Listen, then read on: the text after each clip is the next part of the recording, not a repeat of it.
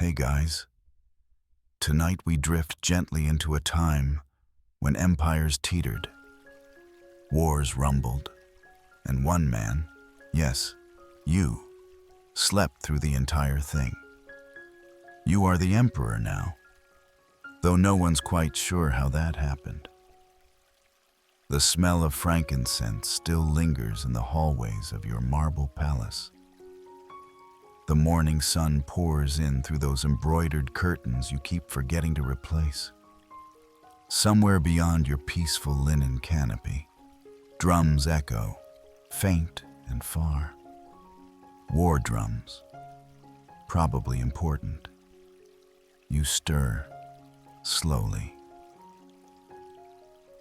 The silk sheets cling to your limbs like polite clouds. Someone's placed a tray of dates and goat cheese at your bedside, as usual. A scroll lies next to it, sealed with royal wax. You squint at it, then close your eyes again. Not today, not now. So, before you get comfortable, take a moment to like the video and subscribe. But only if you genuinely enjoy what I do here. I mean, I'm not trying to rule an empire or anything, just helping you fall asleep with a bit of history wrapped in linen. Let me know in the comments where you're listening from and what time it is there. You'd be surprised how many sleepy emperors are tuning in from around the globe. Now, dim the lights. Maybe turn on a fan for that soft background hum. And let's ease into tonight's journey together. You, dear listener, are now Emperor Lucidius the Unready, ruler of the Middle Kingdom of Vestralon, son of the sleeping sky.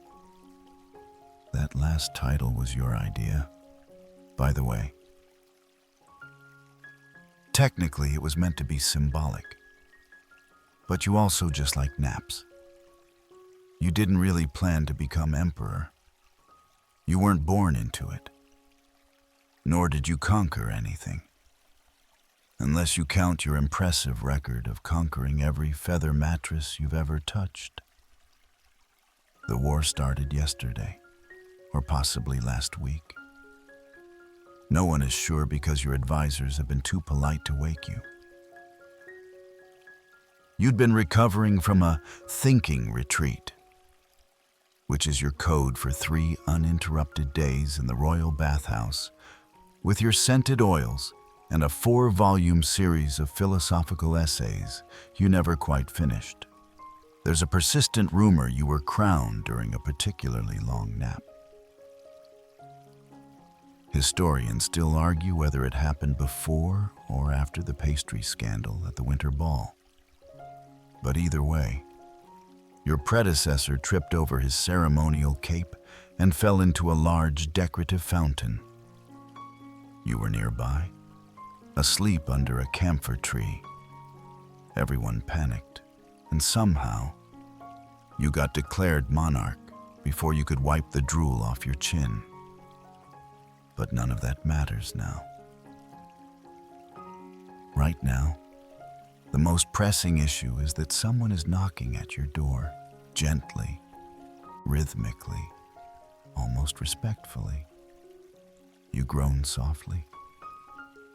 Maybe if you don't move, they'll go away.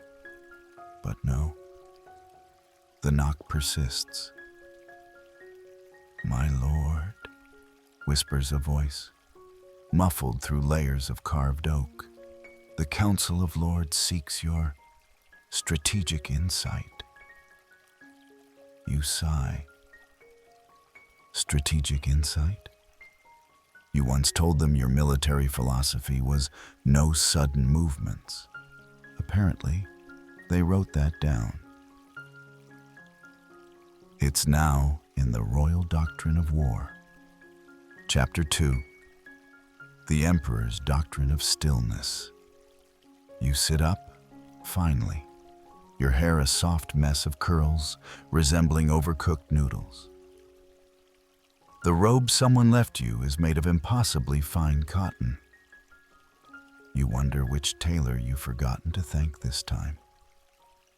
Outside the chamber doors, the palace staff pretends to be composed, but the scent of roasted panic lingers. General Mortellin is pacing. You can hear his armored boots clicking nervously. He always wears armor, even during breakfast meetings. You suspect he does it for the noise. "My lord," Mortellin says when you open the door a crack. The northern provinces have begun hostilities. The High Duke of Braddock claims your silence is an act of war.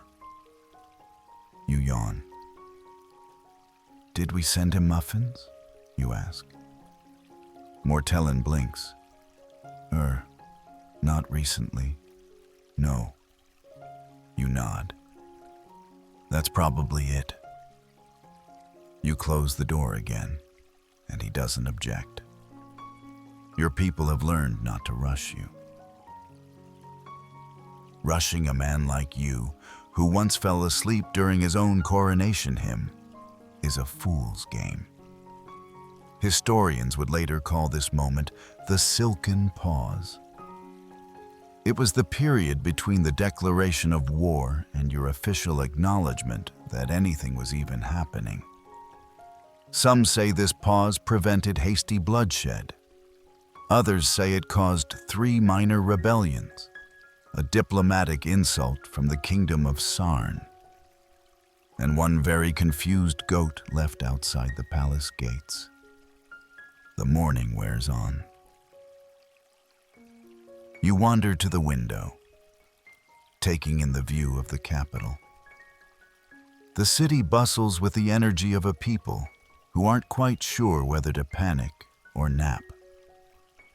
The palace gardens below are immaculately trimmed, thanks to your decree that chaotic shrubbery disrupts your dreams.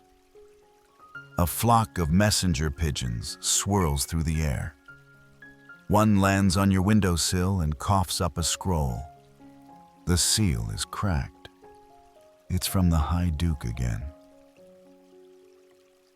"To the Emperor of the empty throne," it reads. "Your lack of response shall be taken as cowardice. We march at dawn." You shrug. "Marching's good for circulation," you mutter. Then you toss the scroll into the incense brazier and pour yourself a lavender tea. The drums outside grow louder. You drift back into bed. You weren't supposed to be emperor. Let's just get that out of the way. In fact, your life plan mostly revolved around a vineyard in the hills and the quiet study of herbal teas.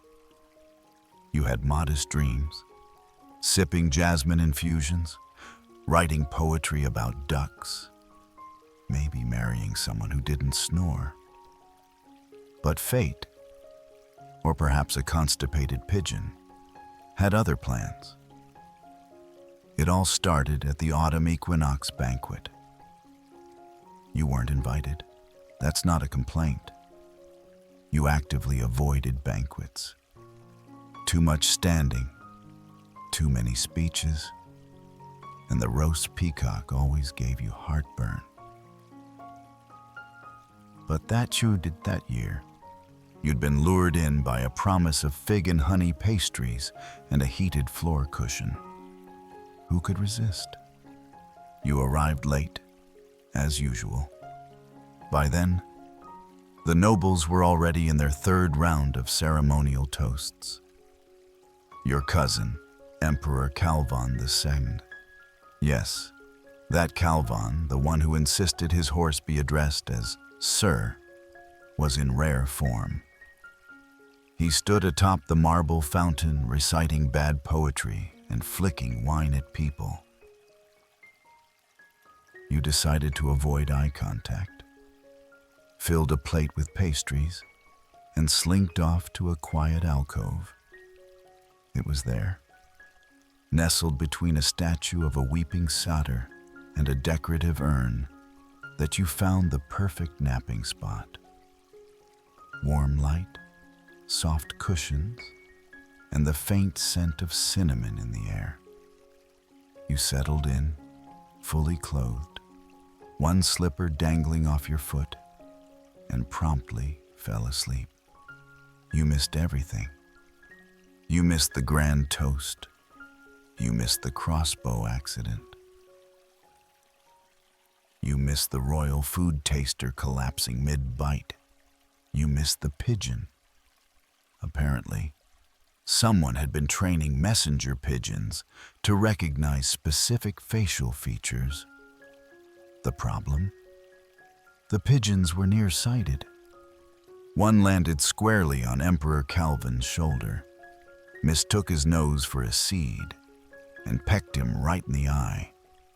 In the ensuing chaos, the royal guards drew swords, the head steward fainted, and someone, possibly the ambassador from several, screamed, "He's been cursed!"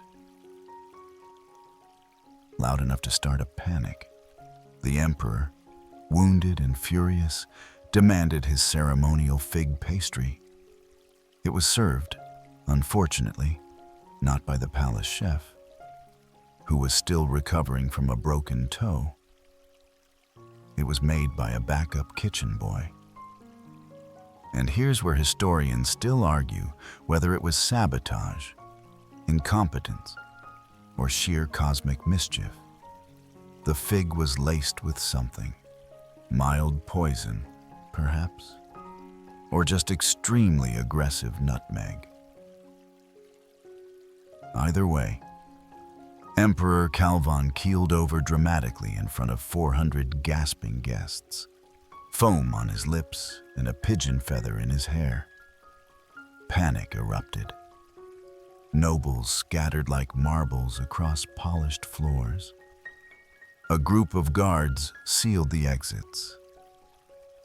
The high priest began chanting ancient burial rites, a little too enthusiastically, if you ask me.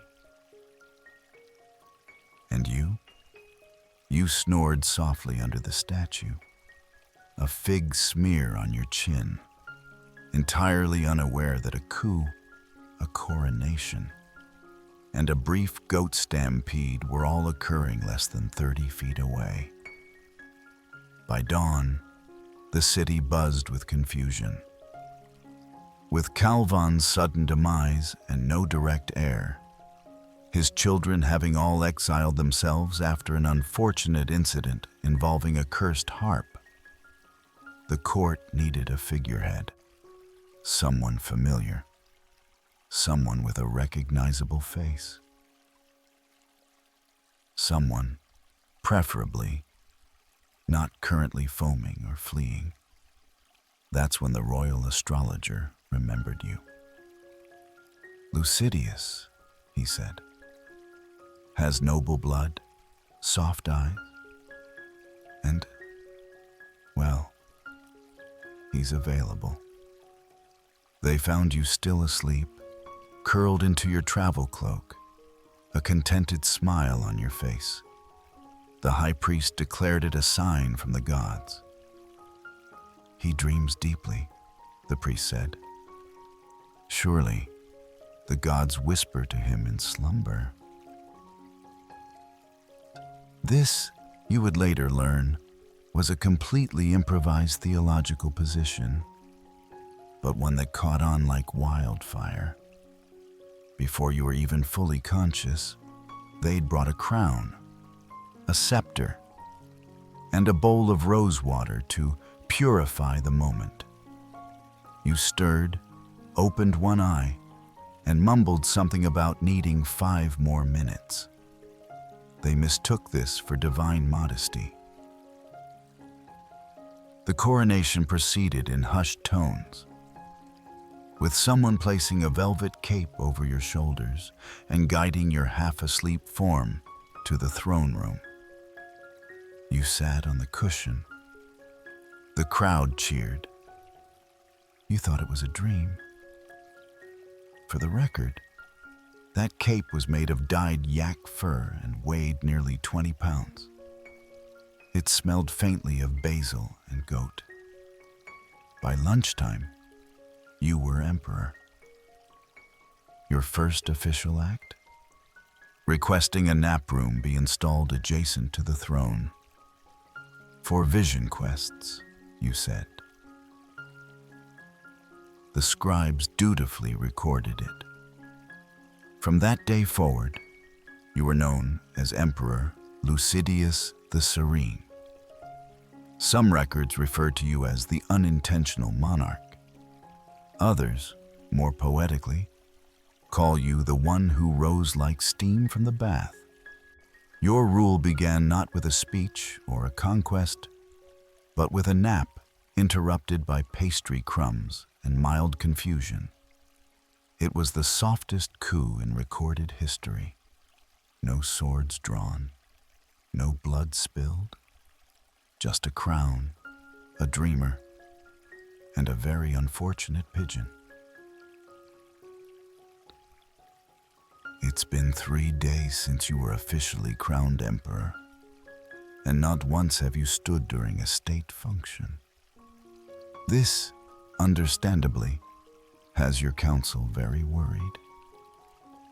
The Royal Council of Vestralon, known formally as the 12 Pillars of Wisdom and informally as Those Poor Souls, has convened once again in the Marble Strategy Hall. Without you, of course. You're still asleep in your new royal bedchamber. The one they spent an entire afternoon soundproofing with layers of imported sheep's wool. Just in case anyone accidentally sneezed near your door. Inside the hall, the atmosphere is tense.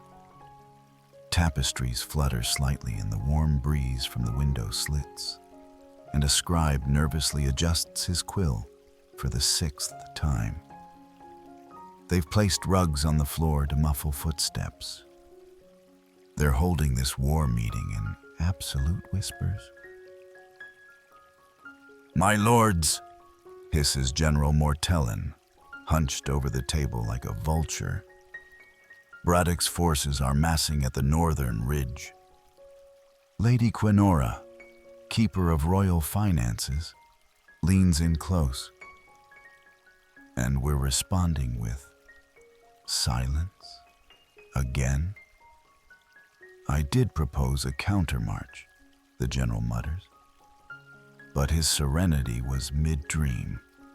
Of what? A wheel of cheese. He murmured something about its emotional burden. They all nod solemnly. You've always been a complex man. At the end of the table, the high priest clears his throat quietly. Perhaps we're missing the deeper message here. The Emperor's silence is not absence, it's strategy. "Is it?" croaks Lord Denforth, who hasn't blinked in 2 minutes. "Or is it, hear me out, napping?" Historians still argue whether the Emperor's early silence was deliberate, the priest says, quoting himself from the royal chronicle he's already begun writing. Or whether, Quinora interrupts, "We've handed the empire to a man who once mistook a broom closet for his meditation chamber." They all fall silent. Then the faint creak of a floorboard. Everyone freezes. "Was that him?" "No," says Mortellin, peeking out the door. "Just a goose in the corridor." "Oh, right, the ambassador from Valeria." The council resumes. They unfurl a battle map, trying desperately to look like they're in control of things. Tiny carved soldiers, each hand-painted by royal apprentices, are moved about with anxious fingers. "What if," offers Denforth, "we make it look like we're following orders? We say the Emperor has commanded a containment doctrine or a snooze defense or something." "The doctrine of passive observation," says the priest, eyes gleaming. Very philosophical. "And very vague," adds Mortellin. "I like it. Someone scribbles it onto the scroll of official royal positions." Over the next 2 hours, the council develops an entire military plan based entirely on you continuing to sleep. Units are positioned near mountain passes, but told not to engage. Messengers are dispatched with letters containing cryptic phrases like, "Let the moon decide the arrow's flight," and "Still waters drown louder armies." These sayings are, in fact, pulled from an old poetry book one of the council members found in your bedside table. Historians still debate whether they were tactical codes or just your attempt at haiku. And somehow, it works. The enemy receives no direct threat, but also no concessions. Scouts report that the capital is calm, that the Emperor hasn't panicked, that he's perhaps planning something far more dangerous than they expected. The absence of movement is sometimes the loudest roar, reads a foreign diplomat's shaky note to his king. You, meanwhile, are fully reclined. One leg flopped dramatically off your chaise lounge, a thin line of drool sliding toward the armrest. The windows are cracked open. A cat, possibly divine, possibly just stray, has curled itself around your foot. In your dreams, you're eating candied oranges with a woman made of mist who keeps asking you about the merits of linen over wool. You wake briefly. A servant tiptoes in to offer you tea. You wave vaguely, declining. And then, oh yes, you go right back to sleep. The council, having survived another meeting without full-scale invasion or collapse, disperses in solemn relief. They speak in hushed tones as they leave, some bowing to the soundproof door out of habit. In your absence, the court flourishes with anxious imagination. Nobles start quoting your most ambiguous mutterings. Someone frames a cloth you sneezed on and calls it the fabric of wisdom. A bard writes a 7-minute ballad called The Snore Heard Round the World. The Pillow Guild sees a spike in sales. A new fashion trend emerges. Royal sleep robes with embroidered symbols of peace. You haven't noticed any of this, of course, because you've accidentally fallen asleep in the palace garden, surrounded by lavender bushes and a goose who has taken a shine to your elbow. And so, the council continues to whisper, the empire continues to hum, and you continue to nap your way into legend. It's noon, and your advisors are vibrating with anxiety. You, however, are not. You're comfortably horizontal on your ceremonial daybed, technically a throne, though it looks suspiciously like a large chaise with golden tassels. Your royal blanket has embroidered sheep dancing in rows. Your crown rests gently on your stomach like a slightly judgmental pet rock. General Mortellin approaches cautiously. He's holding a tablet carved from cherry wood, covered in tiny glyphs and battle projections. It's shaking in his hands, not from fear of the enemy, but fear of waking you. You crack one eye open. The general jolts. Ah, your serenity. You are awake. Define awake, you murmur. He bows deeply. We have urgent reports. The Braddock forces have reached the Frostvale crossing. They've established a siege line. Our scouts say they'll begin marching at dawn. You blink slowly. Is it a good dawn? Pardon? Will the sunrise be dramatic or misty? Mortellin stares, mouth ajar.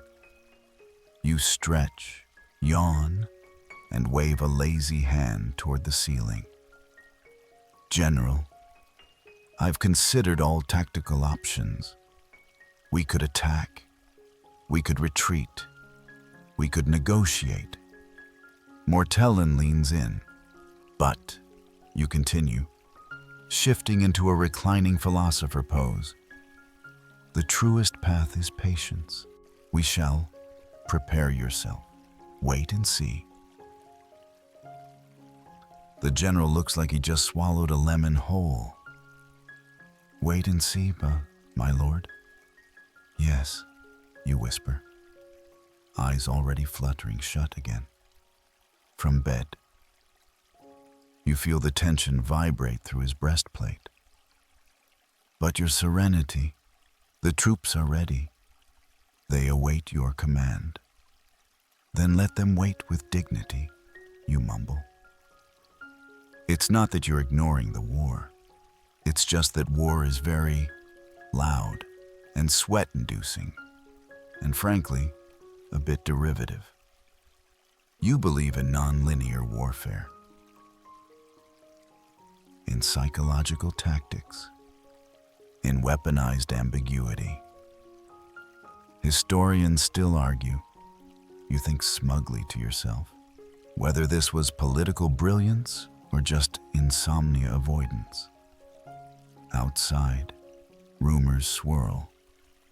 The Emperor is calm because he knows something.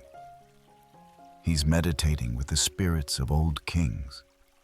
He's turning his body into a living compass. None of it is true. You just really like that mattress. It's stuffed with goose down and fennel husks. The court healer says it's excellent for back alignment and lucid dreaming. You spend the rest of the afternoon holding a single peach in one hand and staring at it like it might reveal military secrets. Two maids pass by and write a poem about it. It's later translated into 3 languages and becomes a royal lullaby. Meanwhile, your strategic silence starts to have interesting effects. The Braddock army, having expected aggression, begins to falter. They pause at the ridge. Their scouts report no movement, no noise, no fire signals, just silence. Eerie, heavy, regal silence. Their generals convene in a panic. Why hasn't he retaliated? One demands. Is he planning a trap? The Emperor of Estralon, says another, is said to communicate with owls. Perhaps he's already flanking us. They say he's invisible, mutters a terrified soldier, that he leads ghost battalions in his sleep. That last one is not true, but it becomes wildly popular as a tavern tale. Back at the palace, you remain horizontal, sipping something warm and cinnamon-laced. You overhear 2 guards whispering just outside your garden door. Apparently, his serenity hasn't blinked in 12 hours. That's because he's transcended blinking, says the other. Part of his defensive training. You suppress a chuckle. Defensive training, indeed. The next morning, Mortellin returns with bloodshot eyes and a desperate smile. My lord, they've retreated. You blink slowly. Who? Braddock. Their army. Gone. Disbanded. They left a note. He holds it out. You skim it. To the most serene one. We regret to inform your tranquility that we are unprepared to face such unwavering composure. We surrender the ridge and our snack rations. Respectfully confused, General Strevick of Braddock, you look up. Did they leave the snacks? Yes, my lord. Good. War makes me peckish. And just like that, your nap-fueled strategy earns its first bizarre victory. The council celebrates with carefully muffled enthusiasm. The high priest commissions a mural titled The Reclining Thunder. General Mortellin updates the military doctrine to include a new combat form, Passive Stalemate Positioning, PSP. You don't move much that day. You don't need to. You've discovered something miraculous. The less you do, the more legend grows. By dusk, rumors have reached foreign shores. A merchant from the east claims you can paralyze enemies with your snore. A bard writes a ballad titled The Man Who Waited the War Away. You nap through the performance. It starts with a crick in your neck. Nothing major. Just a minor rebellion of your spine after 10 consecutive hours of reclining at an awkward angle while contemplating the strategic significance of goose migration patterns. You call for the royal cushioner, a real position now, thanks to your reign. Her name is Madame Pillaflor, a third-generation upholsterer from the western softlands. She enters with a bowed head, arms full of velvet samples and tassel swatches. Her fingers are permanently dusted with goose down and fabric glue. I require, you say, with the authority of a man who once fell asleep in mid-sentence, a throne that hugs back. She does not blink. Of course, your serenity. And, you add, it must be mobile. Wheels? No, carried, like a gentle cloud, drifting wherever I desire. Historians still debate whether you are being poetic or literal. Pillaflor, however, takes you at your word. Within days, the palace is abuzz with murmurs of the Soft Throne Project. Entire chambers are cleared. Artisans flown in. Carpets unrolled with the flourish of diplomats revealing ancient treaties. Somewhere near the north wing, a loom sings day and night. Meanwhile, General Mortellin is engaged in a tense debate with Lord Denforth about border patrol numbers. You overhear snippets of their argument while sipping lavender milk on a swing suspended from silk ropes. Braddock may have retreated, Mortellin hisses. But we must prepare for return strikes. And what is his serenity doing while we scramble like blind hens? Denforth mutters. You raise your hand lazily. Research, you say. Textile-based diplomacy. They fall silent. You sip. 3 days later, Madame Pillaflor presents her masterpiece. It is not a throne. It is a dreamscape in seat form, a multi-tiered fortress of plush, feather-stuffed, aromatherapeutic engineering. Its back curves to support the spine of a cloud-kissed philosopher. Its armrests are infused with warming stones from the volcanic cliffs of Morun. It smells faintly of vanilla, cedar, and a little ambition. You sit. You nearly weep.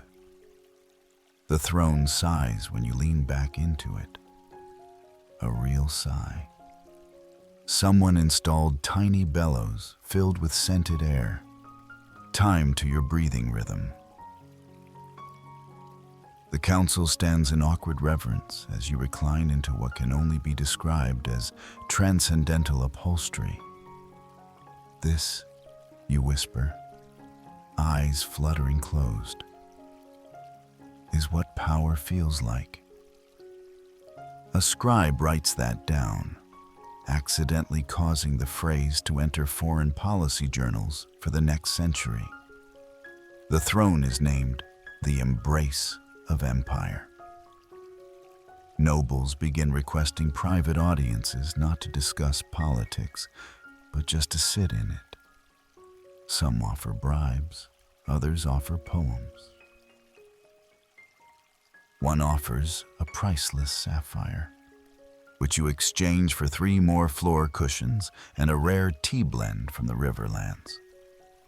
Soon, the palace floors become impossible to navigate without stepping on rugs so thick they require minor elevation maps.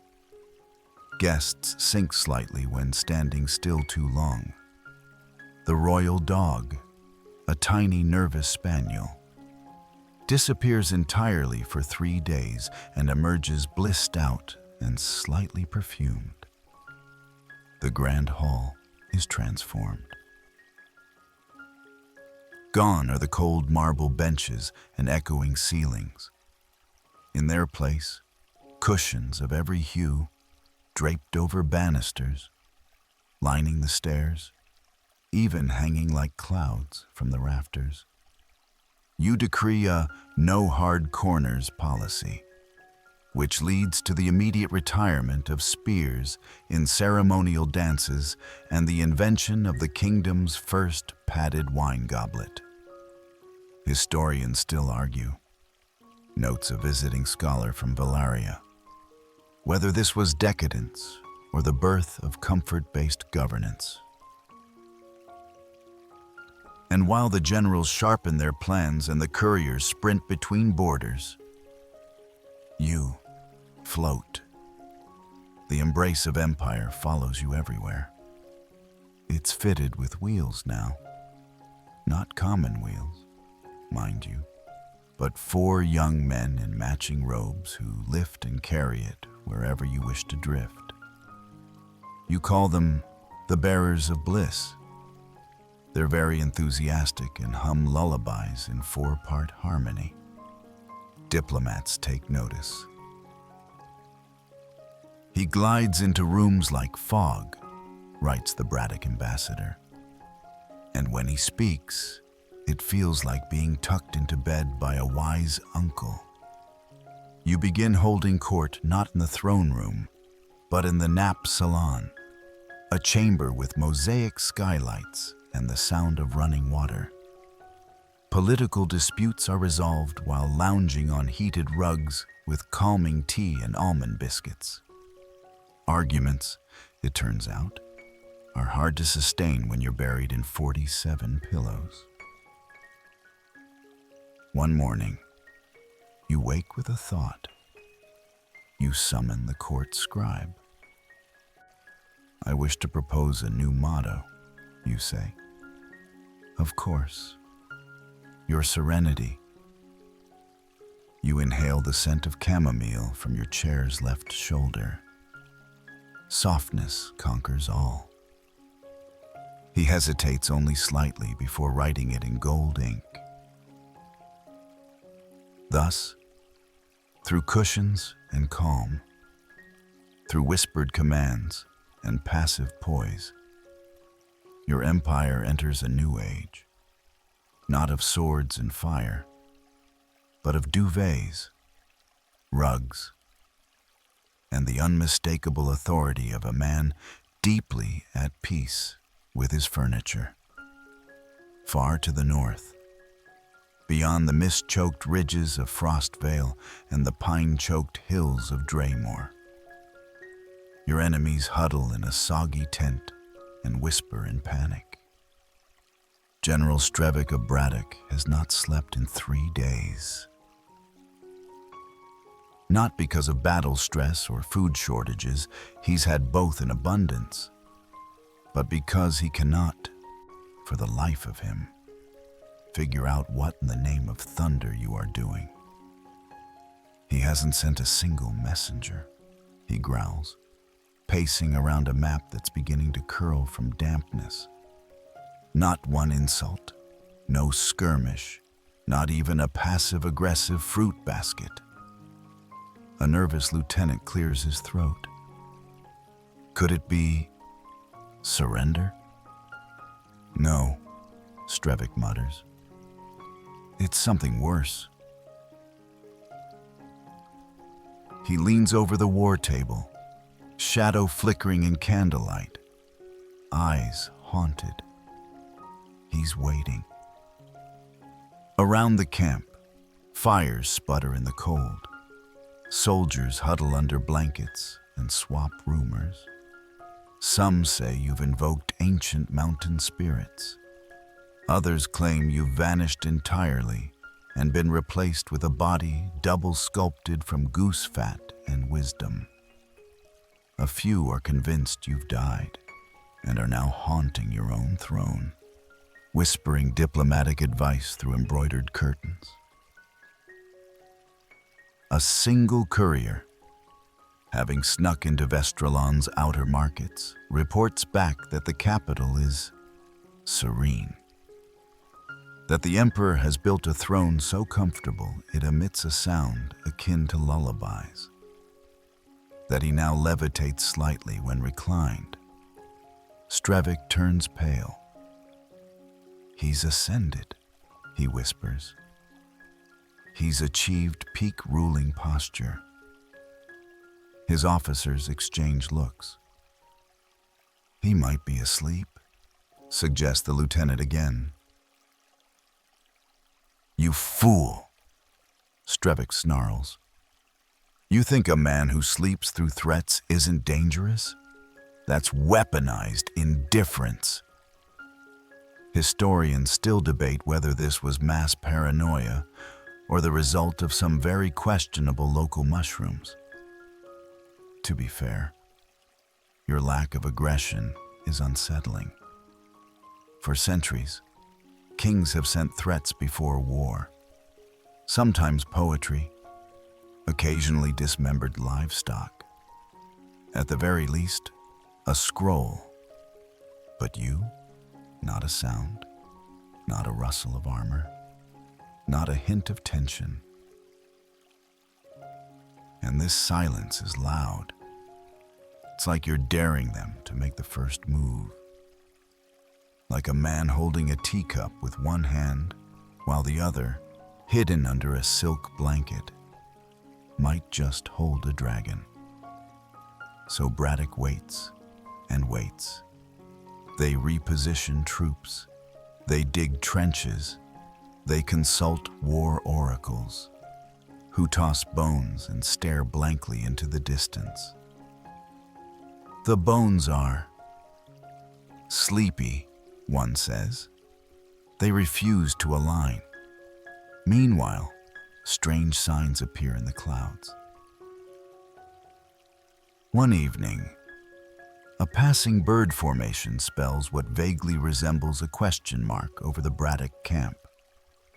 Another morning, a warm breeze carries the faint scent of jasmine and smugness.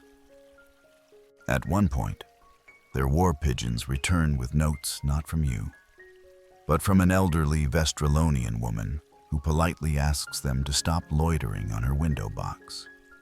She includes a biscuit recipe and a passive-aggressive comment about their tail feathers.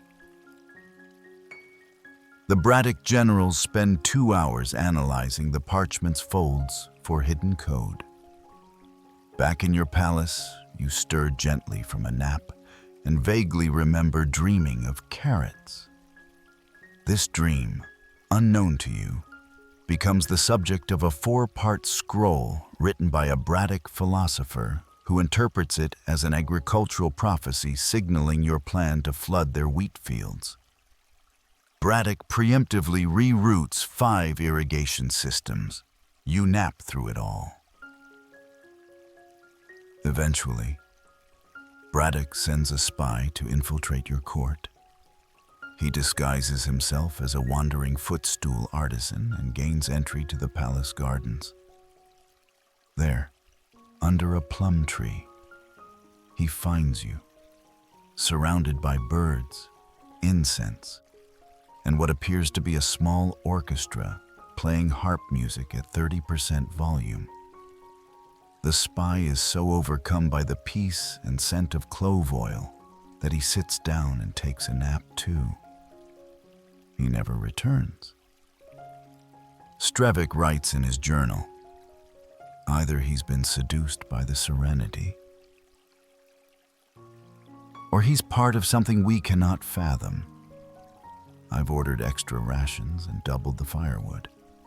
Whatever he's planning, it's cold and cunning and oddly scented. The Braddock troops begin to fray. A few desert. Some claim they hear lullabies in the wind. One swears he saw your face in his porridge, smiling faintly. Back in the capital, your council is split between panic and deep admiration. His serenity's silence, the high priest says, is a song too subtle for untrained ears. Lady Quenora is less charitable. He's sleeping through everything. Exactly, the priest beams. And thus, while no arrows are loosed, no swords drawn, and no ultimatums issued, a very real battle takes place. A battle of nerves, of imagination, of fear of the unknown. And at the center of it all lies you, still, warm, and dreaming of softly glowing fruits.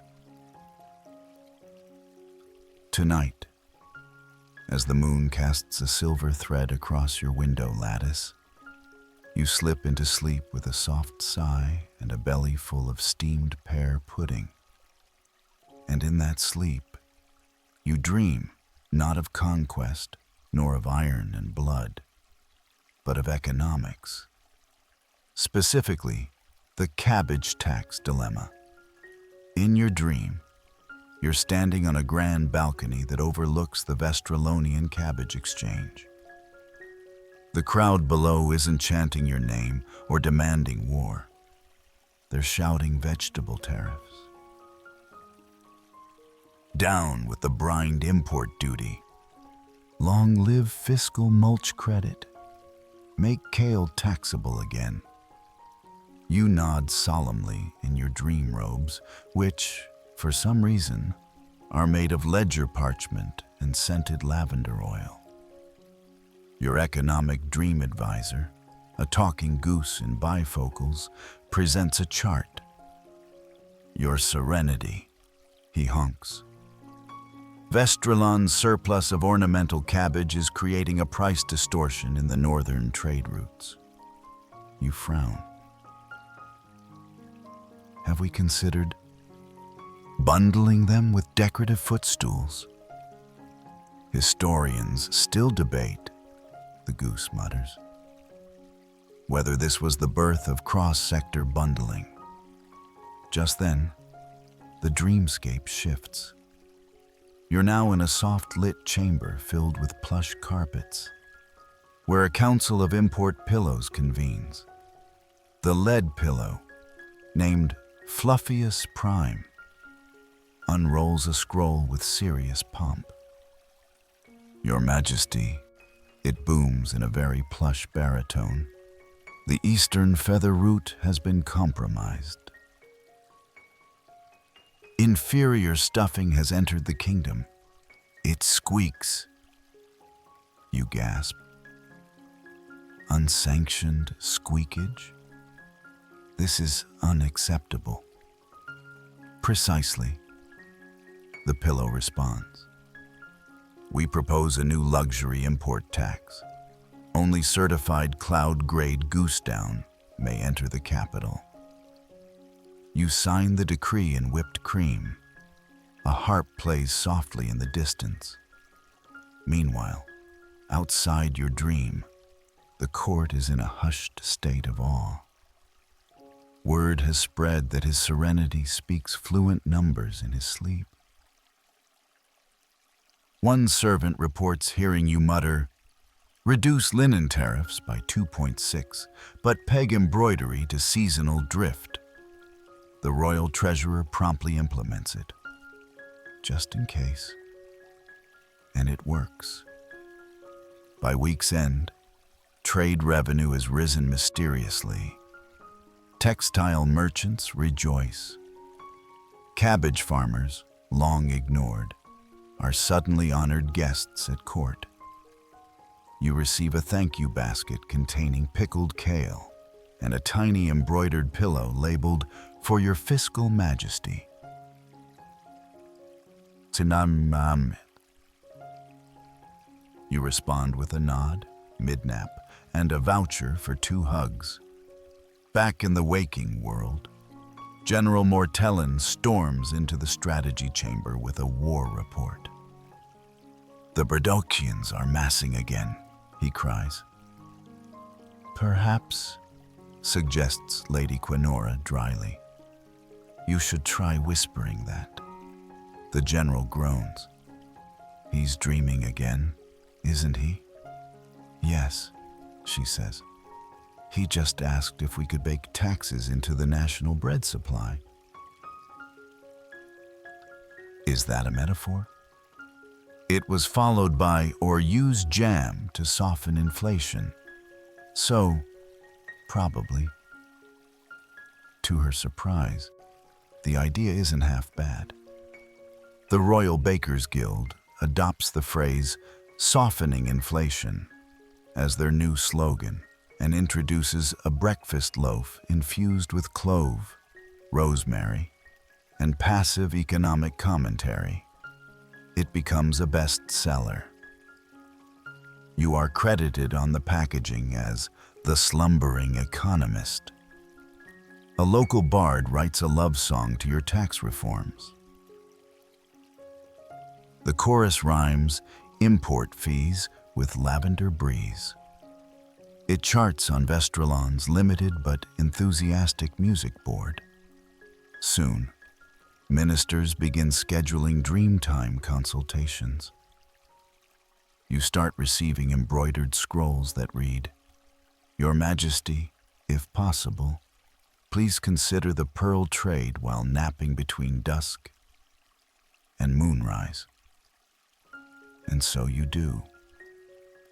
Each night, your dreams drift through the ledger halls of imagination. You implement sleep-based financial reforms. Lower tea tariffs in regions with high rainfall. Establish nap subsidies for low-income workers. Create the first Slumber stimulus package, offering bonus pillows to any family with more than 5 yawns per day. Historians still argue whether any of these were enforceable.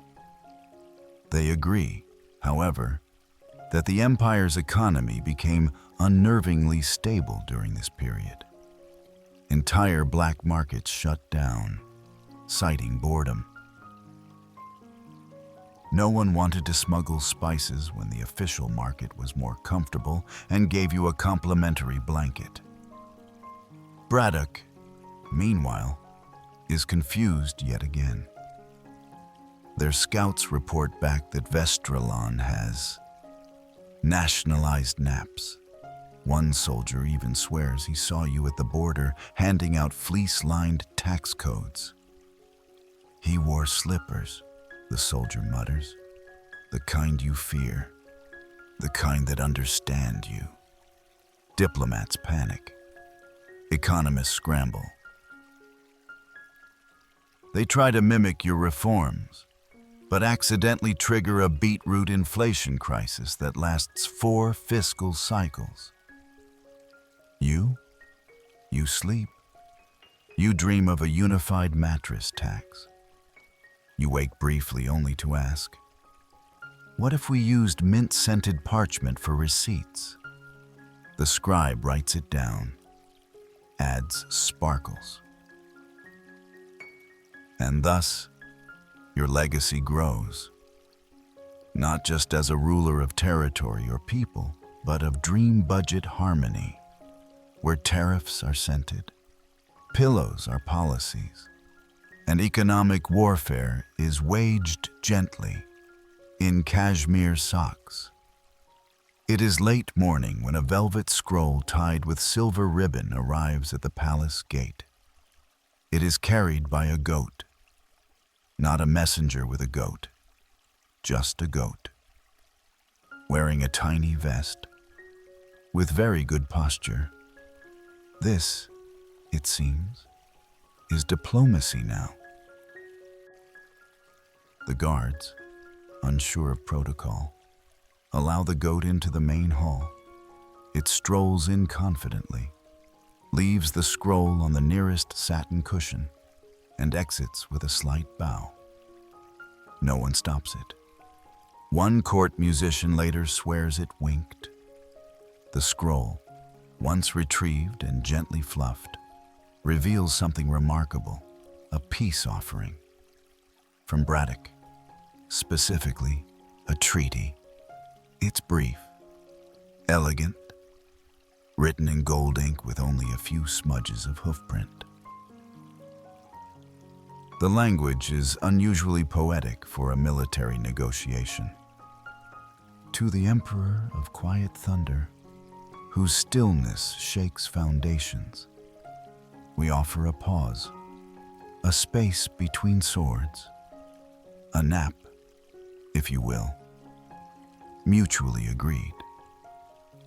The High Priest is the first to read it aloud. A nap treaty, he whispers. They're offering synchronized truce snapping. General Mortellin frowns. Is it real? Historians still argue, the priest replies, whether this was a genuine act of diplomacy or an exhausted hallucination born of mass confusion. Lady Quenora inspects the wax seal. It's theirs, she says, tracing the mark. Though it seems like it was stamped with unusual urgency. The council stares at the scroll in silence. Then Mortellin, never one for subtlety, asks the inevitable, do we wake him? Your door creaks open. They peek in. You are mid-slumber, an embroidered sleep mask resting across your noble brow. One leg is draped over the arm of the chaise. A faint snore escapes your lips, a soft purr of power. The High Priest gestures wildly. Look, he's communicating. He's dreaming of peace, whispers a scribe. No, Lady Quenora says dryly. He's dreaming of pastries again. That's his pastry snore. Still, the council is at an impasse. The Bradockian offer is vague, possibly profound, possibly satire. Some members believe it to be a trap. Others see it as surrender in disguise. Mortellin fears it may be a clever ploy to get close to your throne. We should respond, he growls, with formality and force. The High Priest disagrees. We respond with art. He summons the royal choir. Within an hour, They've composed a wordless lullaby in response. It's performed that evening in the open courtyard as a diplomatic gesture. The melody is soft, slow, and contains exactly 4 yawn breaks. A dove lands during the second verse and falls gently asleep on the conductor's sleeve. The next day, a second scroll arrives, this time tied to a duck. The treaty has been expanded to include a mutually agreed period of 0 loud noises, a daily ceremonial nap bell, an embargo on aggressive eyebrow gestures. You continue to sleep through all of this. The council meets in a circle of beanbags to discuss the finer points. We're entering an era of dream state diplomacy, the high priest declares, stroking a cushion. Lady Quinora is less amused. "This is ridiculous," she mutters. "Are we to govern by interpretive yawn?" But the mood across Vestralon is clear. The people are into it. Citizens begin timing their naps with yours. A wave of synchronized slumber sweeps through the empire. The Ministry of Peaceful Posture is created. It has one job: to ensure national tranquility during your REM cycles. A few days later, a Braddock poet visits the court and reads a formal piece titled The Treaty of Blankets, in which both sides agree to rest their swords in lavender fields and let silence speak where cannons would shout. You sleep through the entire performance. The Braddockian ambassador is delighted. "This," he declares, "is exactly what we hoped for." It seems the lack of reaction, the complete and total serenity, is interpreted as masterful restraint, a power move, a deep and unknowable tactic. Your consistent non-response becomes its own language. They call it the Doctrine of the Doze. Historians still debate whether the treaty was ever officially signed. No one remembers watching you do it, but it appears, days later, on your bedside table, sealed and pressed under a decorative stone shaped like a sleeping cat. Lady Quinora suspects the cat did it. General Mortellon, baffled but out of options, updates the military ledger. Hostilities ceased, status mutually horizontal.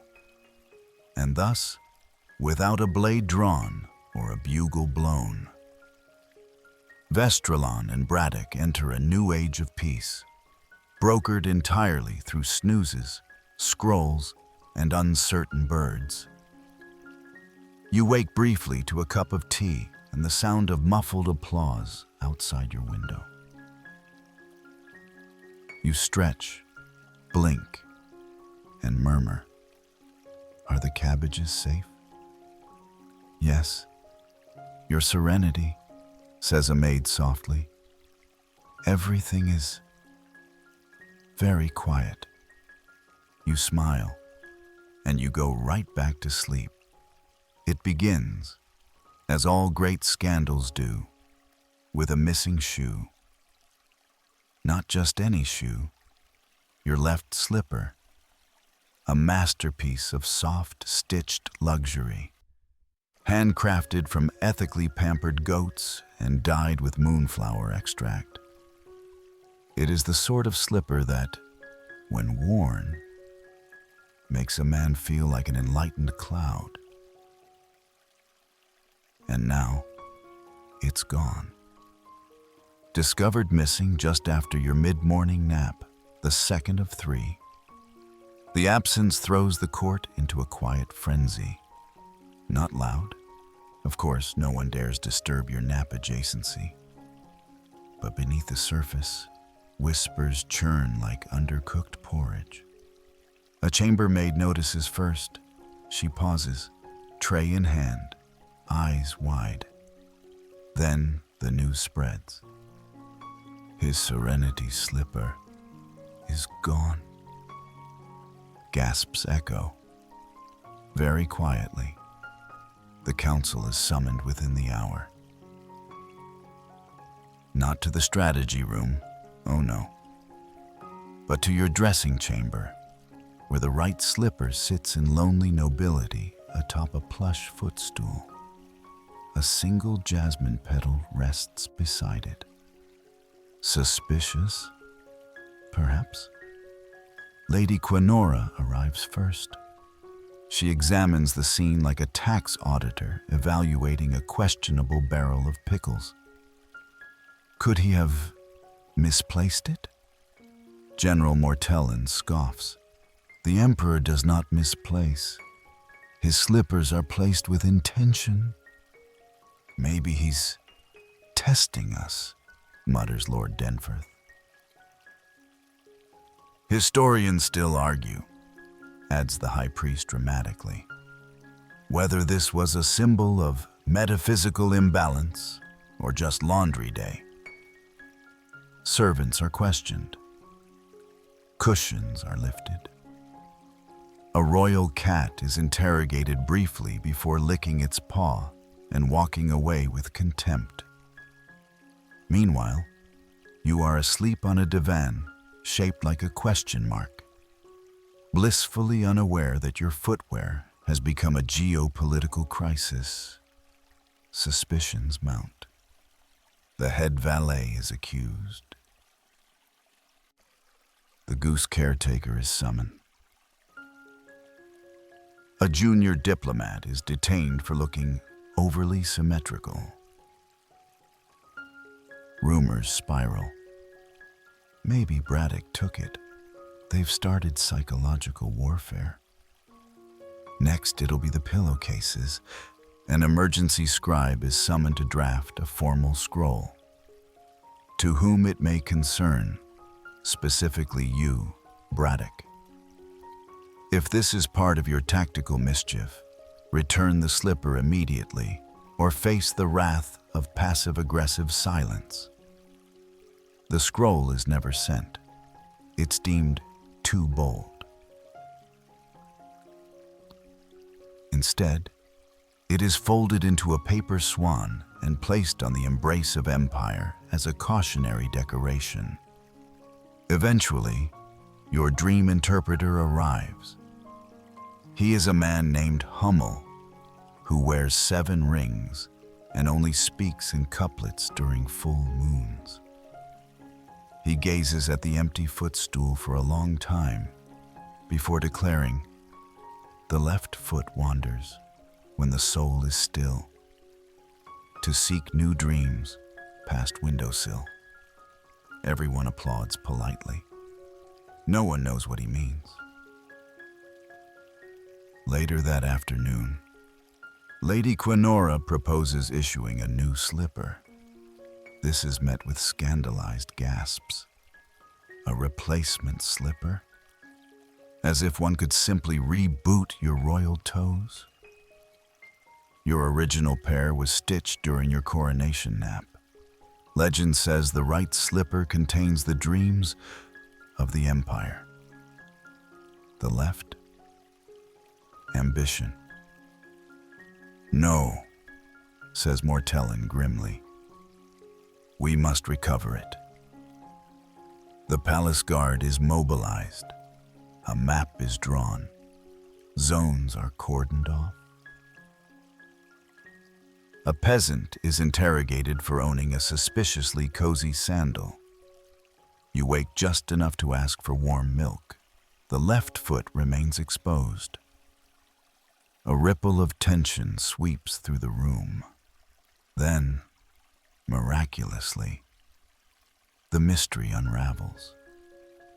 It is the court archivist, Lady Imberlane, a quiet, meticulous woman with ink-stained sleeves, who solves it.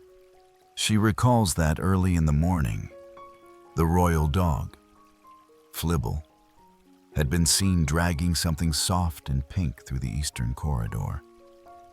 A search ensues.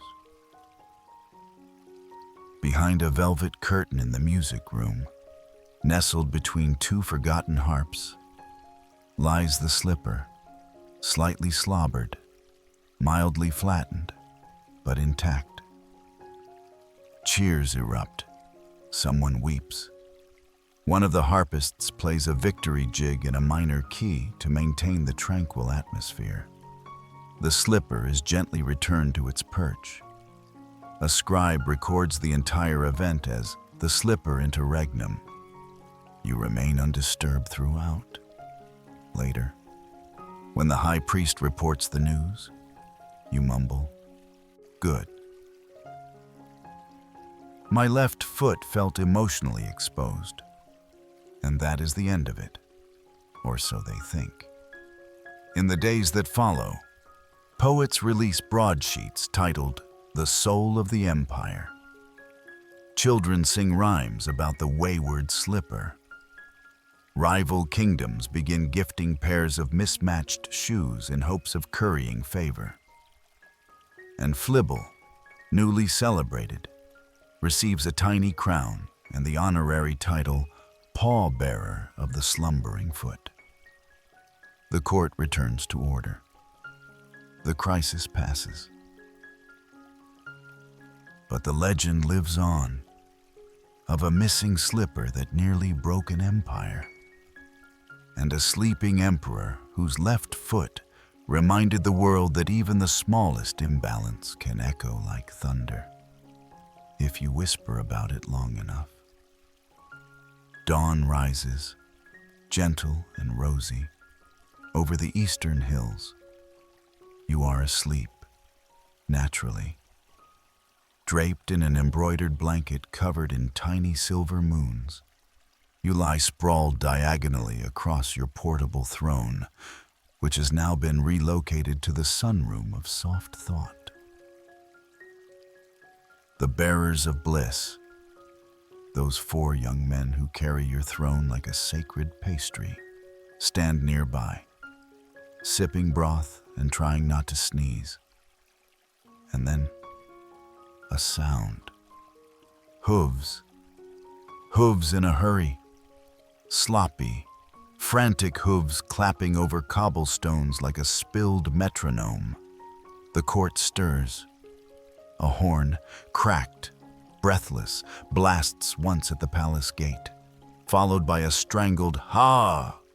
and then a thump.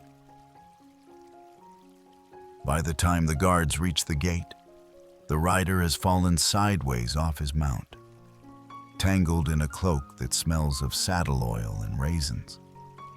The horse, to its credit, has not collapsed, but is leaning against a statue and muttering to itself in exhausted whinnies. The rider wheezes. "Message for the Emperor. Urgent." I think. He's immediately offered water, a cushion, and half a plum. Someone wraps him in a duvet. The bringer of news is now the bringer of trauma recovery. The scroll he carried is tied with twine and covered in dirt and mystery. It is presented to General Mortellin, who inspects the handwriting and blinks, then blinks again. He reads aloud. To his softness, whose unmoving gaze makes armies question reality.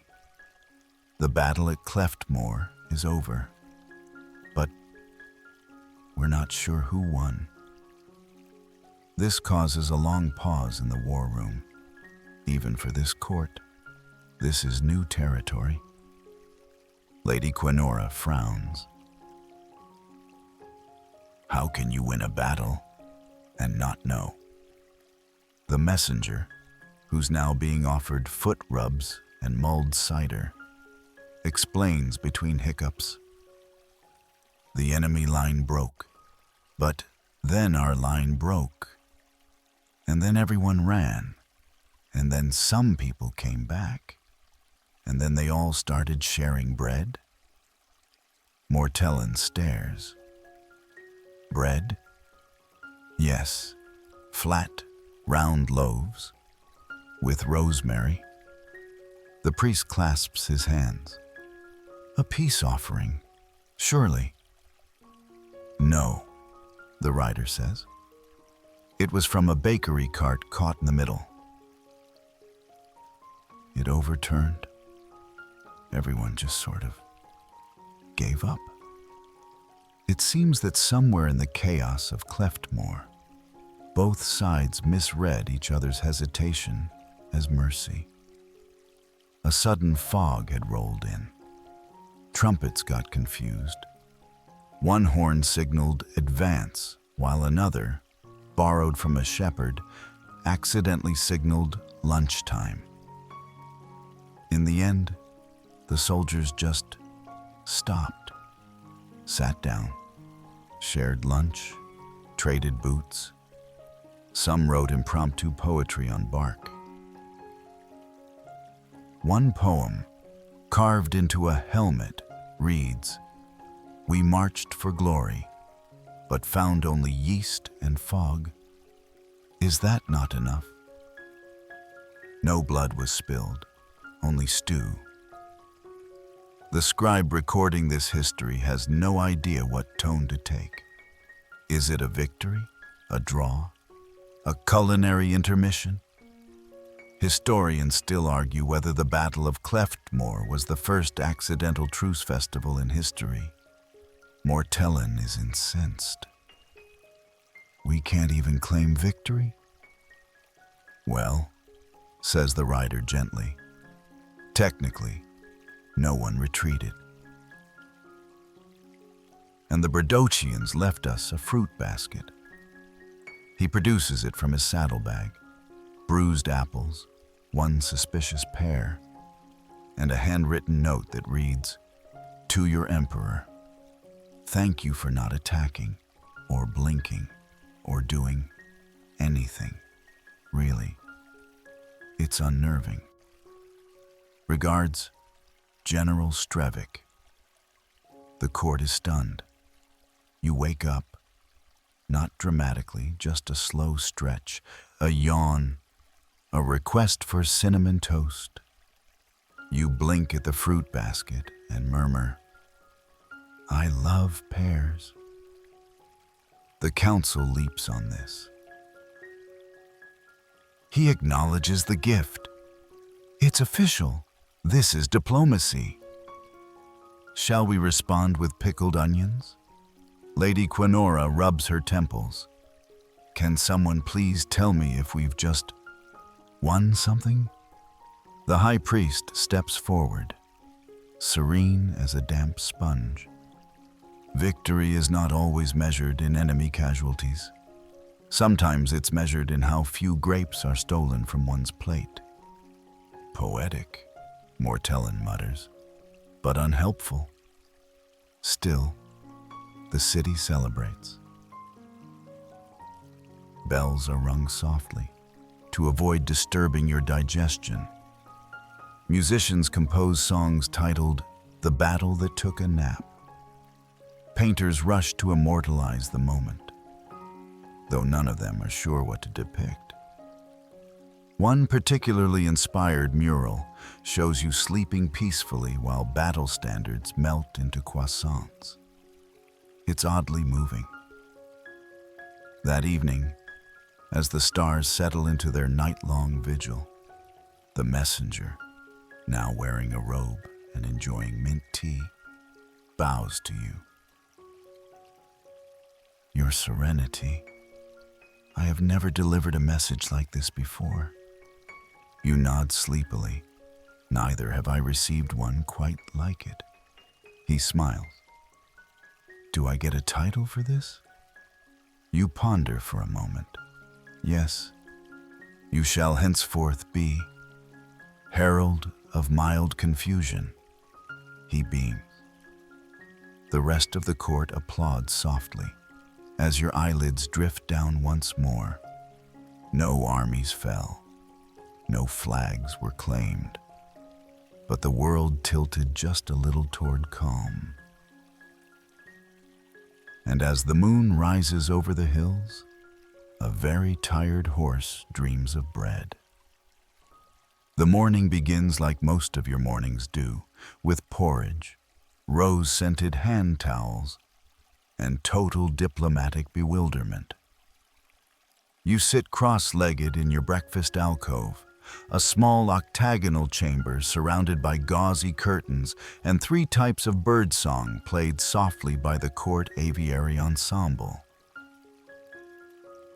In front of you, a steaming bowl of cinnamon mulberry porridge, a teacup warmed to precisely 43 degrees, and a delicate silver spoon with a swan-shaped handle. No one knows why it's shaped like a swan. It just feels right. You lift the spoon. You pause.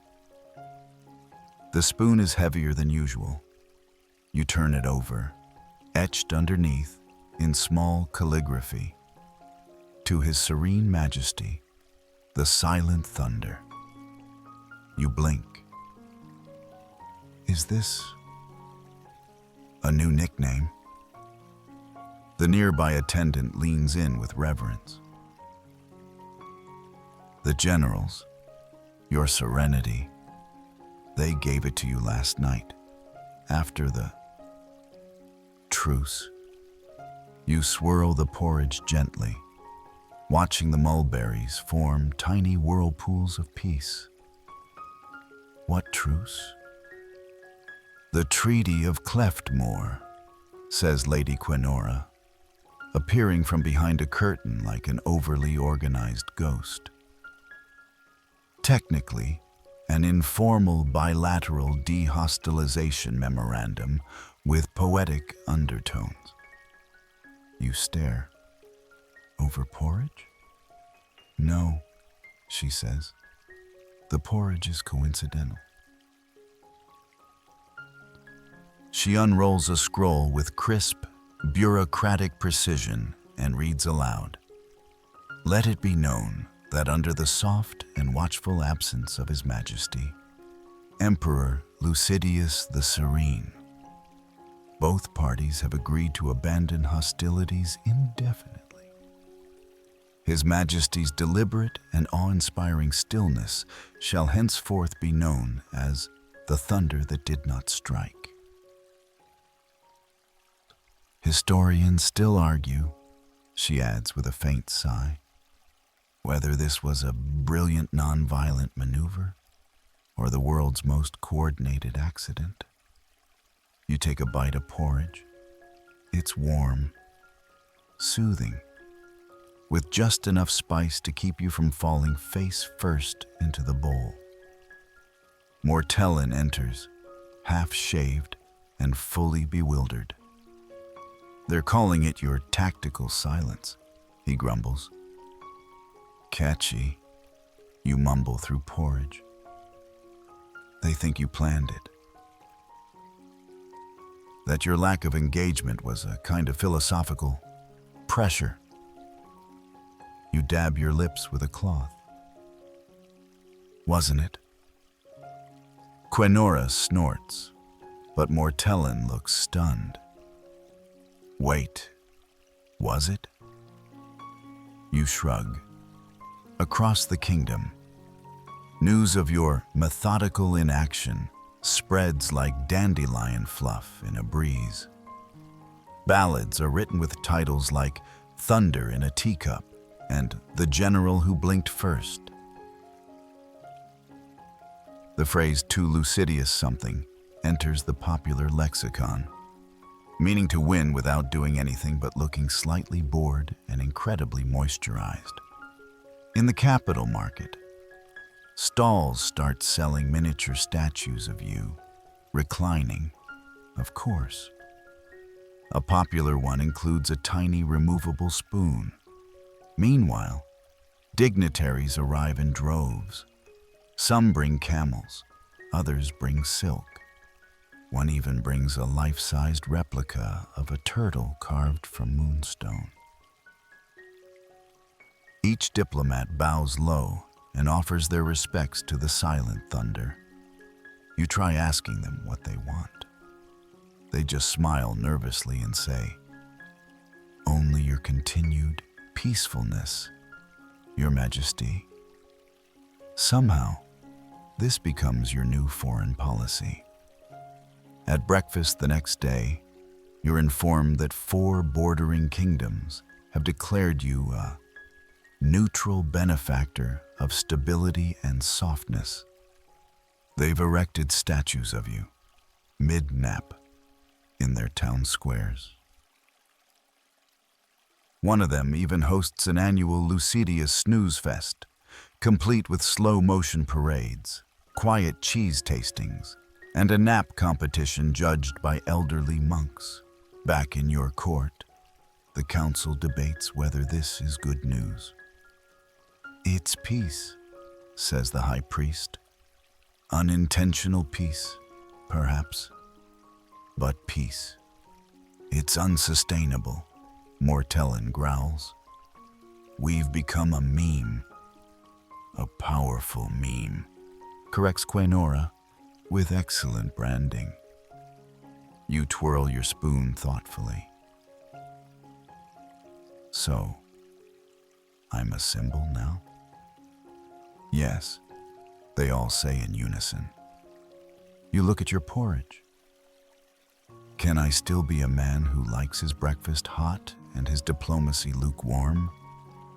"Absolutely," Quaenora says. "In fact, that's your next decree." And so it's written. Royal Decree 117. Let all international communications be flavored with kindness, cautious optimism, and ideally a mild herbal tea. You sign it with your ceremonial ink quill, a pen so soft it doubles as a sleeping aid. Outside, children play games called Don't Wake the Emperor, where they tiptoe around elaborate pillow forts. Courtiers start whispering by default. The royal messenger, once known for shouting announcements, now delivers scrolls in interpretive dance. Even the pigeons start cooing softer. And as you finish your porridge and reach for the candied plum, you wonder, have I invented a new kind of rule? Not a throne of swords, nor of coins, but a throne of porridge and patience, one where silence is strength, and slippers are sacred. You lean back into your velvet chair. A breeze rustles the curtains. The teacup is refilled without you asking. And once again, without war, decree, or noise, you've ruled the world by simply being. You're midway through your afternoon doze, a gentle, apricot-scented rest after reviewing a scroll titled Soft Diplomacy, the Future of Foreign Napping, when the high priest bursts into your chamber with an expression caught somewhere between awe and mild indigestion. He stops abruptly at the threshold, remembering himself, and tiptoes the rest of the way. He bows low. "Your Serenity, I bring news of a religious nature." You snore once in reply. "Precisely," he whispers. It begins, as all great spiritual awakenings do, with a man falling asleep in the wrong place. Brother Ib, a monk from the hills of Stillness, had come to the capital to study the philosophical implications of silence in governance. He'd spent 3 days watching you from a respectful distance. Your naps, your half-uttered murmurs about plum ratios, your uncanny ability to convey authority with a single, languid blink. Then, during your third nap of the week, under the sun-dappled veranda of enlightened shade. Brother Ib sat nearby and, quite unintentionally, also fell asleep. When he awoke, he claimed he'd reached enlightenment. His breath, he said, matched the rhythm of the world. The other monks took notice. They returned the next day, and the next. By week's end, a dozen brown-robed figures were sleeping respectfully in a circle outside the veranda. One of them claimed to see visions of ancestral dreams encoded in your posture. Another described your napping patterns as a divine metronome guiding the soul to stillness. Soon, they formed an official sect, the Order of Lucid Slumber. They chant not in words, but in gentle sighs. Their robes are lined with flaxseed and lavender. Their sacred text? A pillow. Its cover embroidered with your profile in repose. Historians still argue, the high priest says reverently, whether this was true religious revelation or just seasonal pollen exposure. Nonetheless, the order flourishes. They adopt your sleeping schedule as sacred rhythm. Dawn, yawn, contemplative stretching. Mid-morning recline, silent reflection with tea. Noon lull, deep internal stillness. Dusk doze, final meditative release. Pilgrims begin to arrive from distant provinces, each bringing offerings, dream journals, freshly laundered sheets, herbal satchels. A woman from the southern coast presents you with a quilt so finely stitched, it's said to hum when touched. A child from the north kneels and whispers, "Thank you for teaching my father not to yell." Back at court, confusion simmers. General Mortellin frowns. "So now he's a god?" "No," says the high priest, "just divinely aligned." "With what? The mattress?" Quinora shrugs. "Have you seen the mattress?" Mortellin mutters something about cults and the collapse of military discipline, but even he admits that crime rates have plummeted. Why rob a bakery when the Emperor's tranquility is radiating 3 blocks over? Why raise a fist when the whispering monks are offering naps and honey biscuits? Even your enemies are confused. Braddock intelligence reports that your followers now number in the thousands. Their only weapon? Scented oils and an unshakable belief in the power of REM cycles. Out of caution, the Braddock Ministry of War launches a special task force, Operation Awakening. It lasts 3 days, disbands itself out of existential fatigue, and ends with the commanding officer retiring to become a nap coach. You, meanwhile, wake briefly to accept a scroll from the monks. It is embroidered, naturally, and smells faintly of sage. "Your Serenity," it reads. "We have translated your last dream into a meditative chant. It is titled, 'The Snore That Healed the Sky.'" You smile faintly. "Make sure it has a rhythm. I don't want people inhaling offbeat." That afternoon, the monks install a shrine of slumber just outside the palace gates. It's simply a plush mat under a fig tree, where pilgrims lie quietly and reflect on your teachings. A scribe records the shrine's first miracle. A merchant arrives with a toothache. He naps beneath your portrait. The toothache does not go away. but he says he feels okay about it now. It's added to the order's canon as the acceptance of slight pain through better blankets. Meanwhile, scholars debate your influence on theology. Is sleep the new prayer? Is comfort the new virtue? You don't weigh in. You're busy reclining in the temple of soft consideration, your reading nook, gently fanning yourself with a parchment that once held a tax proposal. One of the monks brings you a new title. You look at the scroll. First dreamer of the eternal repose. You nod. Too long, you murmur. Just put Lucidius the soft.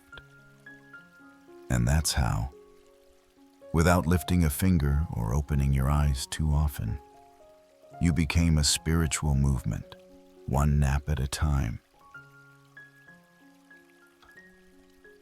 Somewhere in the quieter southern wing of the palace, beyond the chamber of still winds, past the fountain of gentle murmuring, and just behind the room where no one yells, there lives a man named Bellavar.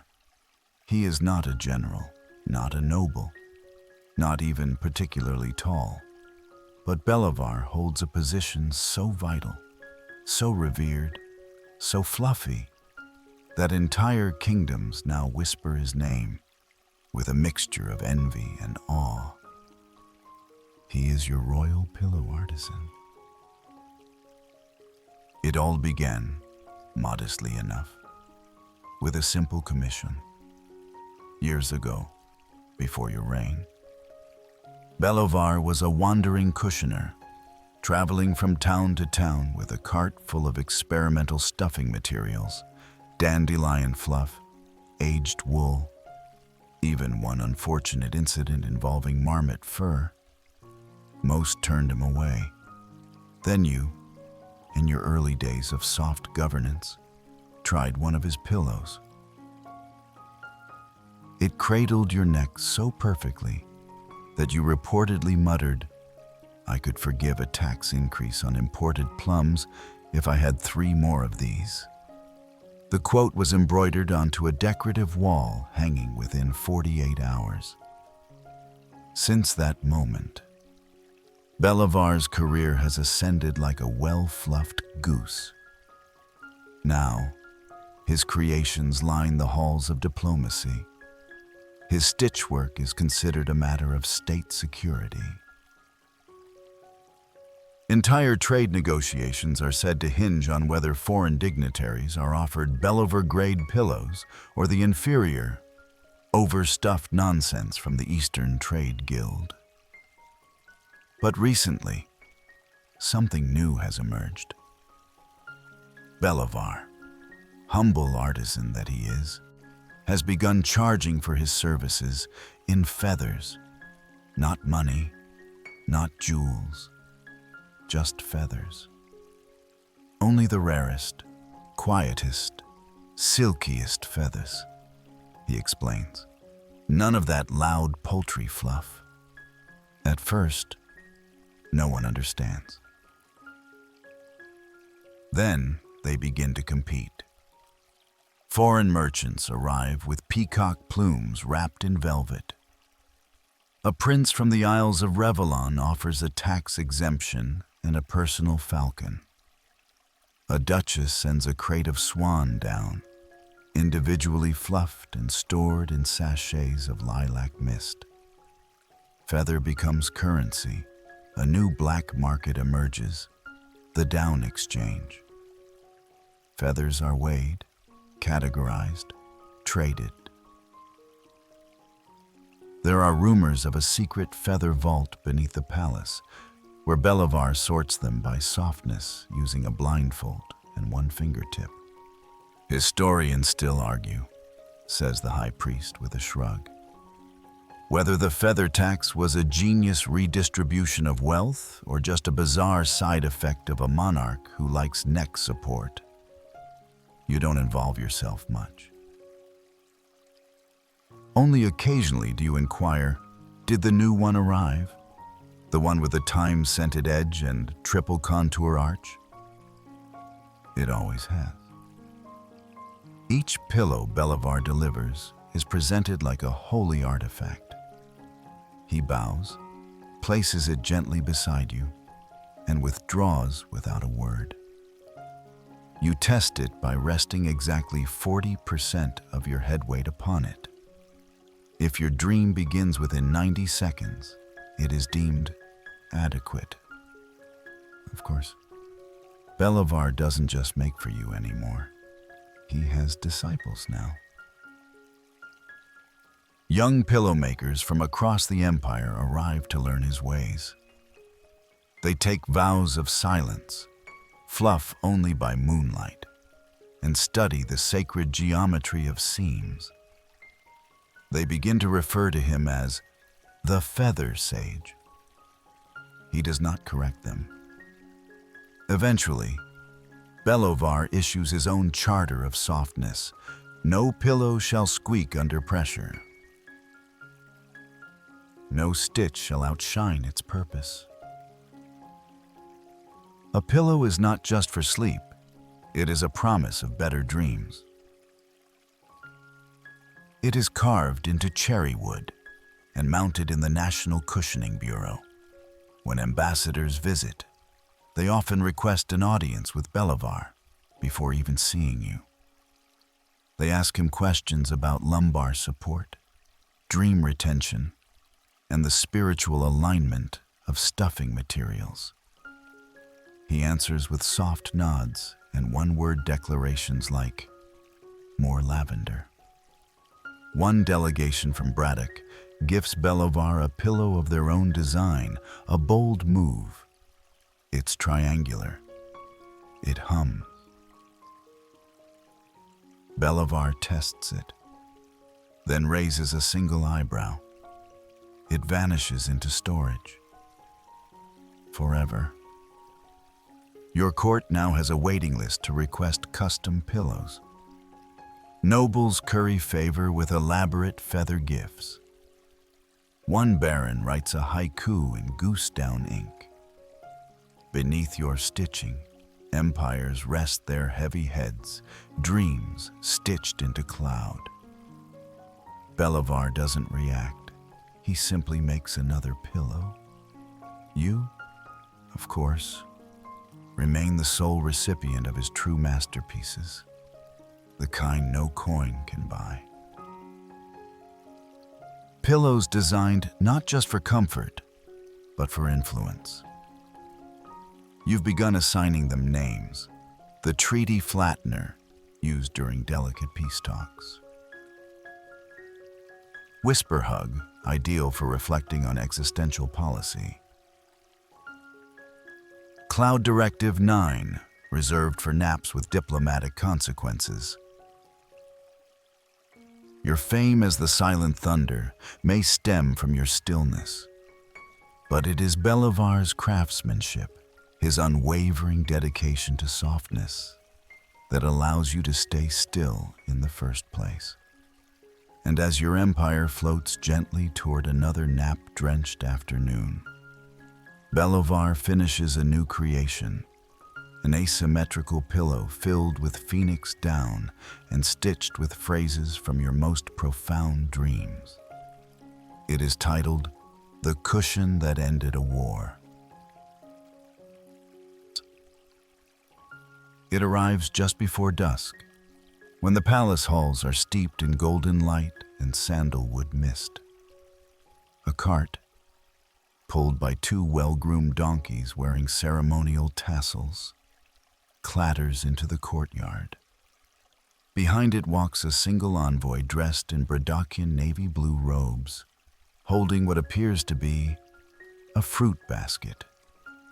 Not a threatening fruit basket, mind you. Not one of those suspicious ones with odd lumps and loose feathers.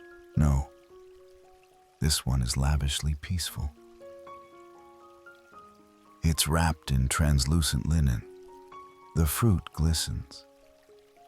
There's a soft breeze that seems to smell more fruity after the cart passes by.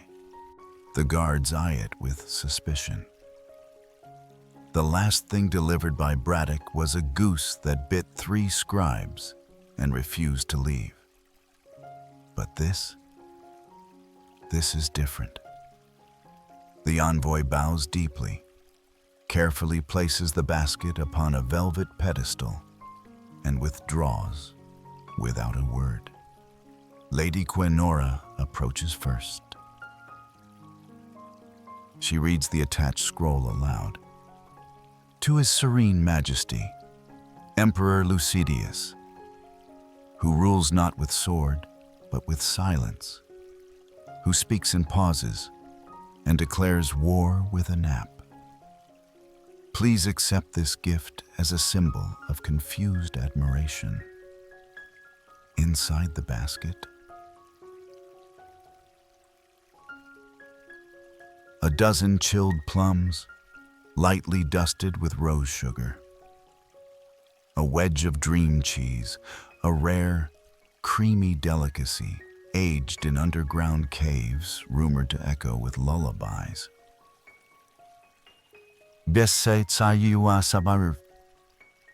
A small, velvet-bound book titled Verses for the Horizontally Inclined.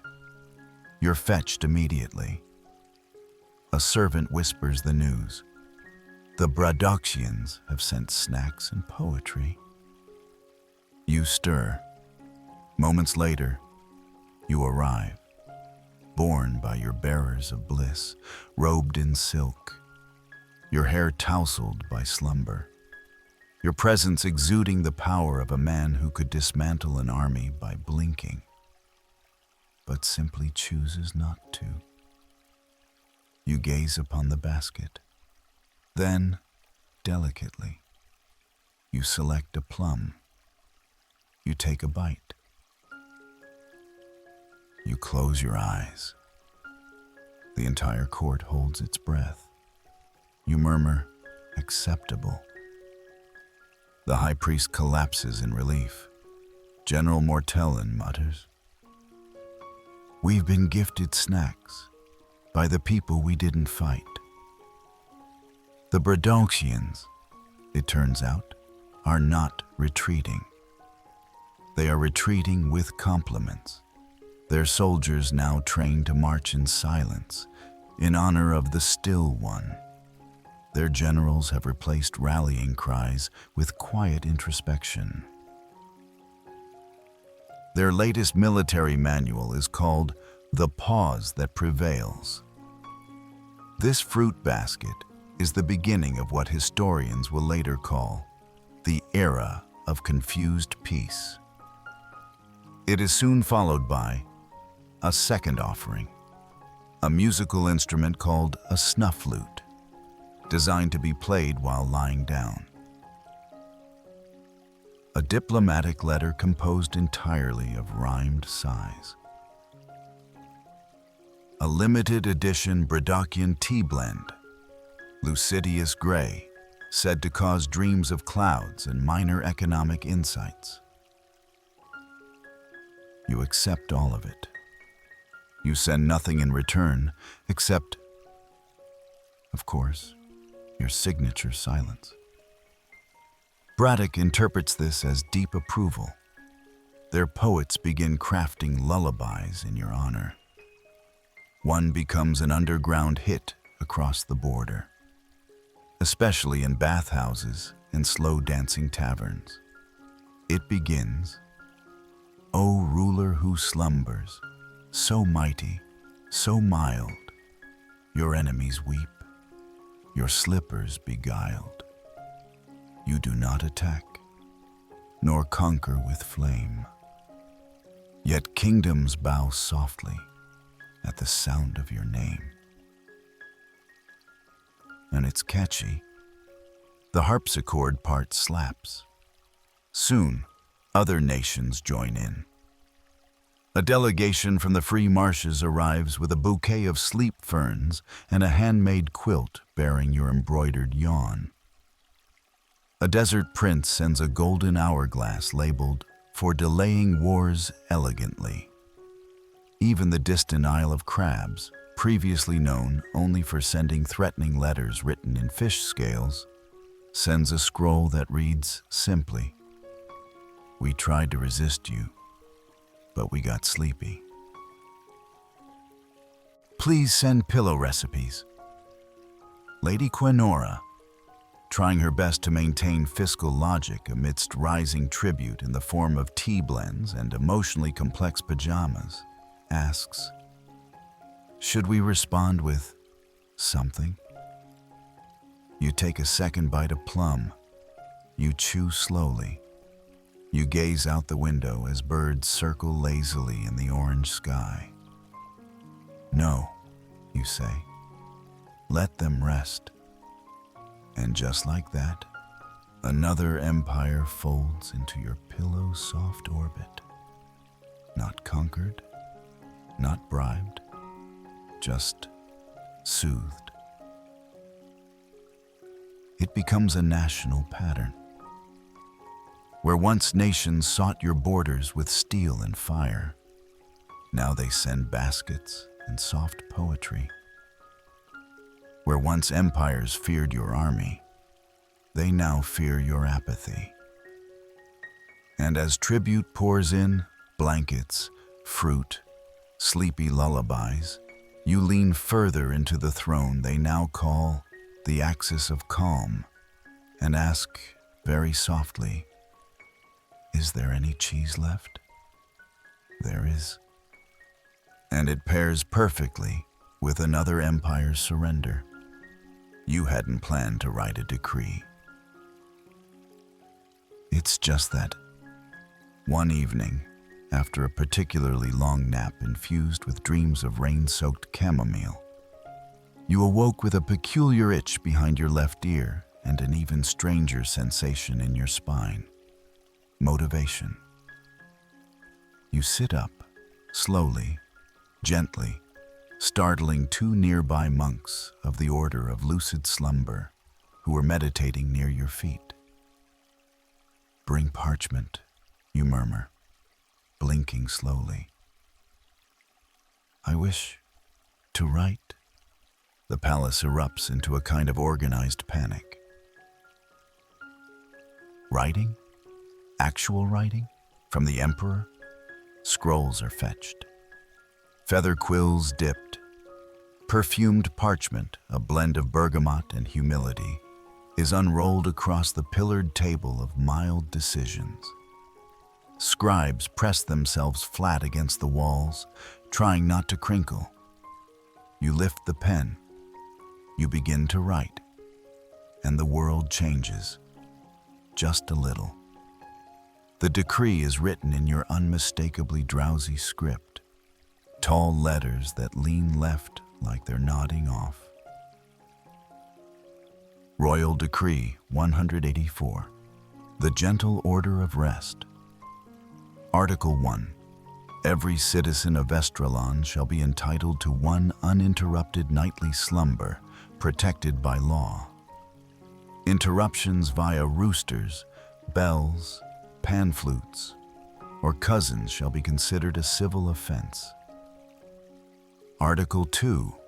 Henceforth, alarm bells, especially the clanging, shrill, wake you from deep dreams kind, are banned within city limits. The only permitted substitute, the morning whisperer. A royal position tasked with waking citizens via lullaby and feather fan. Article 3. All inns, taverns, and public sleeping houses must offer at least 3 types of scented oils: lavender for clarity, sandalwood for bravery, and pear blossom for cuddly dreams. Failure to comply will result in mandatory nap classes. Article 4.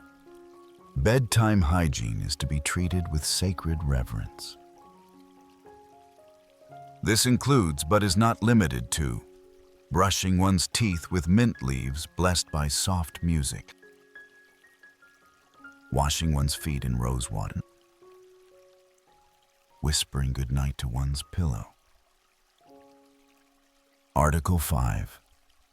No citizen shall be woken for political announcements, dramatic poetry, or unsolicited accordion solos. You stop writing. You stare at the parchment, satisfied. You sign it with a sleepy flourish that some later claim resembles a loaf of bread with a monocle. The scribes rush to copy it. The decree is distributed before midnight. By morning, it's sung by minstrels in market squares. A baker sets it to music and calls it the Yawn Anthem. Local children create a bedtime game where they reenact the decree while tucked under weighted blankets. The high priest reads it aloud before the evening bell, now replaced with a single calming chime from a wind harp. His voice trembles.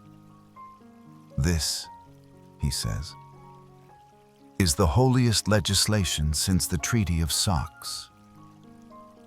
General Mortellin, though initially skeptical, has to admit, the barracks have never smelled better. Soon, the city glows with compliance. Scented oil vendors spring up on every street. A booming black market for outlawed alarm bells is promptly crushed by a sleep-masked elite task force known as the Nap Watches. A cult forms around the morning whisperer, who delivers daily affirmations with the grace of a cloud in ballet slippers. Even the pigeons are quieter. Across the sea, Braddock copies the decree almost word for word and proudly claims they thought of it first. No one believes them.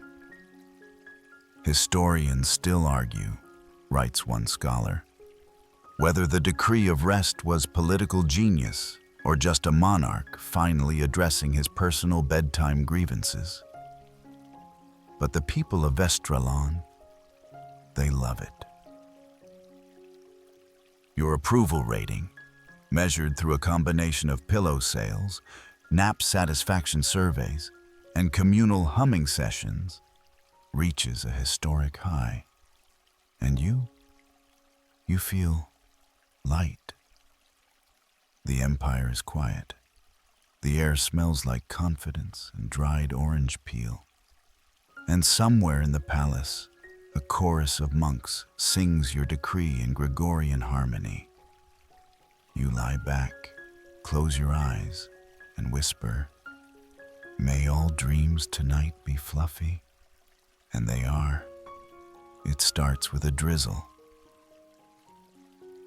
A soft, unobtrusive drizzle that kisses the palace windows during your mid-morning recline. You're halfway through a dream involving marshmallow staircases and a very judgmental duck, when a low-ranking astrologer named Farron notices something odd. Your beard, as always, is magnificent. Not in a wild, thundering sort of way, but in a refined, dignified curve that suggests wise silence and possibly herbal tea. But today, it curls slightly left. Farron frowns. That's new. 15 minutes later, it begins to rain. Coincidence? Absolutely. But Farron, being an ambitious man with a fragile sense of wonder, writes it down anyway. Observation number 1. Beard curl ISO 3.4 degrees, counter sunwise. Precipitation follows. The next day, you yawn during a wardrobe fitting. Your beard fluffs slightly at the chin. 2 hours later, fog blankets the hills. Farron nearly faints. He gathers the other astrologers, most of whom have been quietly collecting lint and debating whether starlight has flavor. He shows them diagrams, charts,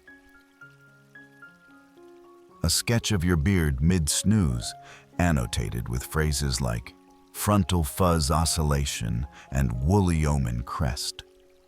And so, the theory is born. The Emperor's beard controls the weather. At first, no one believes it. Then come the patterns. High humidity, your beard flattens. Strong winds, it ripples like wheat. Dewy mornings, the tip twitches gently. Sudden storms, you scratch your chin twice. By the end of the week, there's an official beard watch board installed outside the palace gates. Citizens gather daily to examine the sketch posted at dawn, drawn by the royal beard scribe, who sits behind a privacy screen in the corner of your chamber, sketching like his life depends on it. You don't mind. You enjoy being brushed. Soon, local farmers begin timing their planting based on your naps and whisker curvature. One vineyard reports a record grape yield after a particularly asymmetrical goatee event. The Royal Weather Bureau, long considered one of the most inaccurate institutions in the empire, suddenly becomes terrifyingly accurate by outsourcing everything to your face. Quinora is skeptical. We cannot base fiscal policy on facial hair. Mortellin disagrees. The troops prefer to march on good beard days. You, reclining with a chamomile compress over your eyes, murmur, "Is it humid today?" Your beard says yes, someone whispers. And that settles it. Historians still argue whether any of it made sense. Modern meteorologists refer to this time as the follicular age, but the impact is undeniable. Barbers become minor celebrities. Beard oil stocks skyrocket. A new profession is born, beard interpreters. They wear robes. They carry notebooks. They speak in poetic riddles. Today, we see the spiral of damp winds. Stay inside. Avoid pickles. One of them, Mistress Lena, a former opera singer turned whisker oracle, publishes a bestseller titled The Weather Within, Understanding the Beard That Guides Us. It includes 38 illustrations and a scented scratch and sniff section labeled Rain, Maybe. Even Braddock gets in on it. Their royal court sends you a letter. We observe your chin cloud has tilted east. Accordingly, we cancel our naval parade. Yours in awe and precipitation, General Strevick. You reply with a nap and a gentle sigh. The skies clear within hours. Art follows, of course. Murals appear, you sitting on your throne, beard swirling with clouds. One shows a tiny sun poking out from behind your left cheek. Another, less accurate, depicts your beard battling a thunder god in a duel of fluff and lightning bolts. That one becomes a popular wall tapestry. You briefly consider shaving. This causes panic. The royal astrologers chain themselves to your bedroom doors and chant, "The follicles are truth, the follicles are truth." You sigh, run a hand through your beard, resulting in a 40% chance of drizzle, and postpone the idea indefinitely. To celebrate your decision, the city holds a beard festival. It includes beard-shaped pastries, weather-themed lullaby, a contest to see who can predict your beard's next move by watching it from afar with a telescope. The winner is a 9-year-old who simply says, It looks like snow. She is immediately offered a position on the Council of Forecasts. She declines and becomes a sculptor instead, producing a line of ceramic pillows that squeak when rained on. You sleep through the entire festival, but when you wake, it's sunny. Birds are singing, and your beard? It curls upward, ever so slightly. Someone gasps. It's going to be a good day. It isn't. It begins, as most magic does, just after your third cup of moonflower tea. The stars are out, twinkling lazily like they, too, are considering early retirement, and the palace is silent, except for the sound of silk rustling softly in the hallway, and a distant yawn from the west wing. You're tucked into the embrace of empire. Your sleep throne now fitted with a stargazing canopy and a gentle rocking mechanism powered by 2 monks and a pulley system. You drift off easily, as always. But tonight, something's different.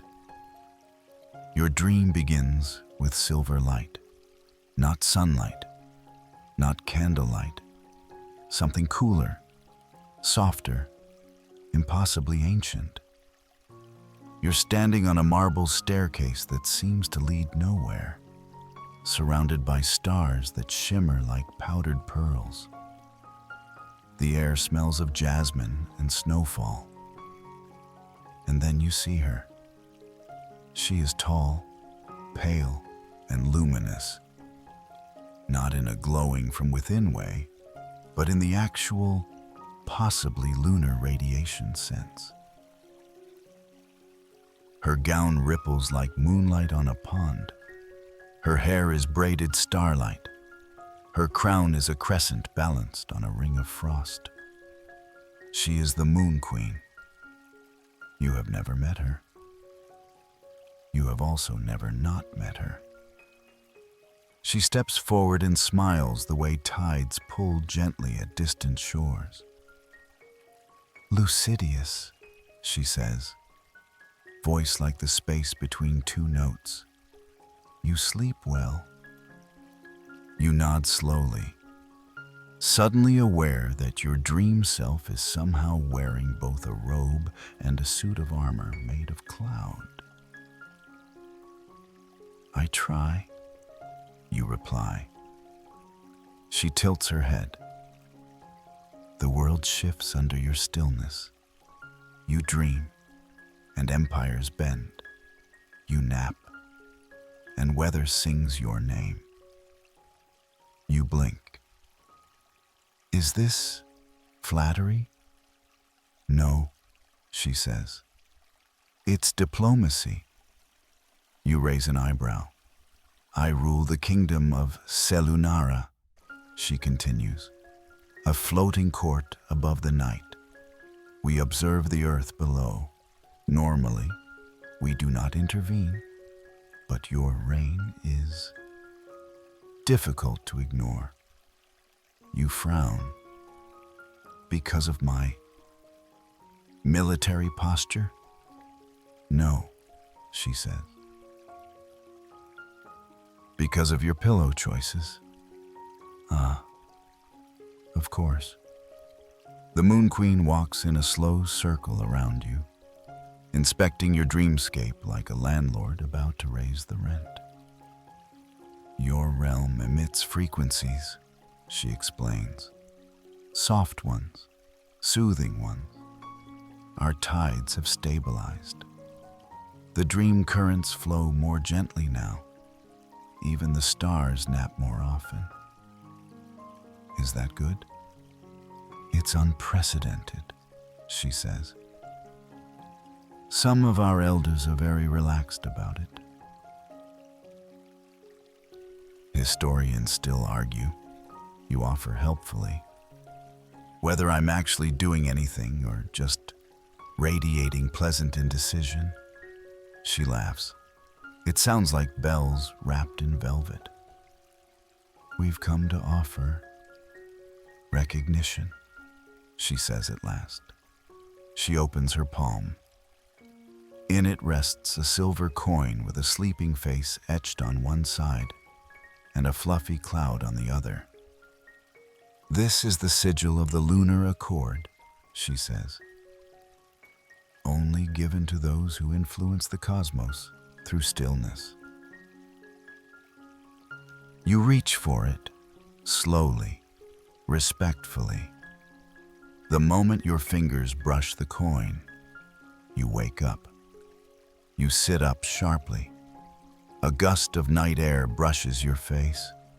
Your chamber is quiet. The moon outside is full. On your nightstand, sitting perfectly centered atop a folded cloth napkin, is a small silver coin. You blink. You sniff it. Jasmine. You look around. Nothing. No trace of glowing footprints. No frost. No starlight. Except the curtains are swaying in a breeze you don't remember opening a window for. The next morning, you present the coin to the council. They stare. The high priest faints. Kenora narrows her eyes. This is either divine visitation or an elaborate prank by the Aromatherapy Guild. Mortellin inspects the coin. It's not from any known mint, he mutters. The face looks like you. You shrug. I had a dream. They debate for hours. Theories abound. A cosmic alliance has been forged. You've ascended to a celestial rank. You sleepwalk into other dimensions. Meanwhile, the Order of Lucid Slumber adds a new doctrine. He who dreams of the moon shall guide the tides of hearts. You don't correct them. You sleep that night under a new blanket, stitched with silver thread and embroidered with quiet stars. As you drift off, you imagine her again, seated on a moonbeam, sipping tea made of comet tails. You smile faintly. Even your dreams are forming alliances now. It begins with silence, but not your usual warm breeze on brocade silence. This is cosmic silence, the kind of hush the universe uses before revealing something important. You're asleep, naturally. In fact, you're deep asleep. Your most ambitious nap to date, 32 hours, straight, a new personal best, unofficially titled The Slumber of Slumbers by your pillow artisan, and The Hourless Vigil by the Order of Lucid Slumber.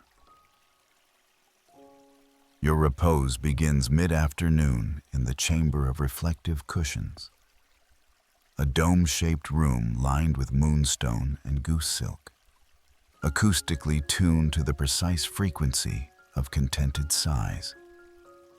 You lie upon a mattress so soft that one scribe claims it altered her relationship with gravity.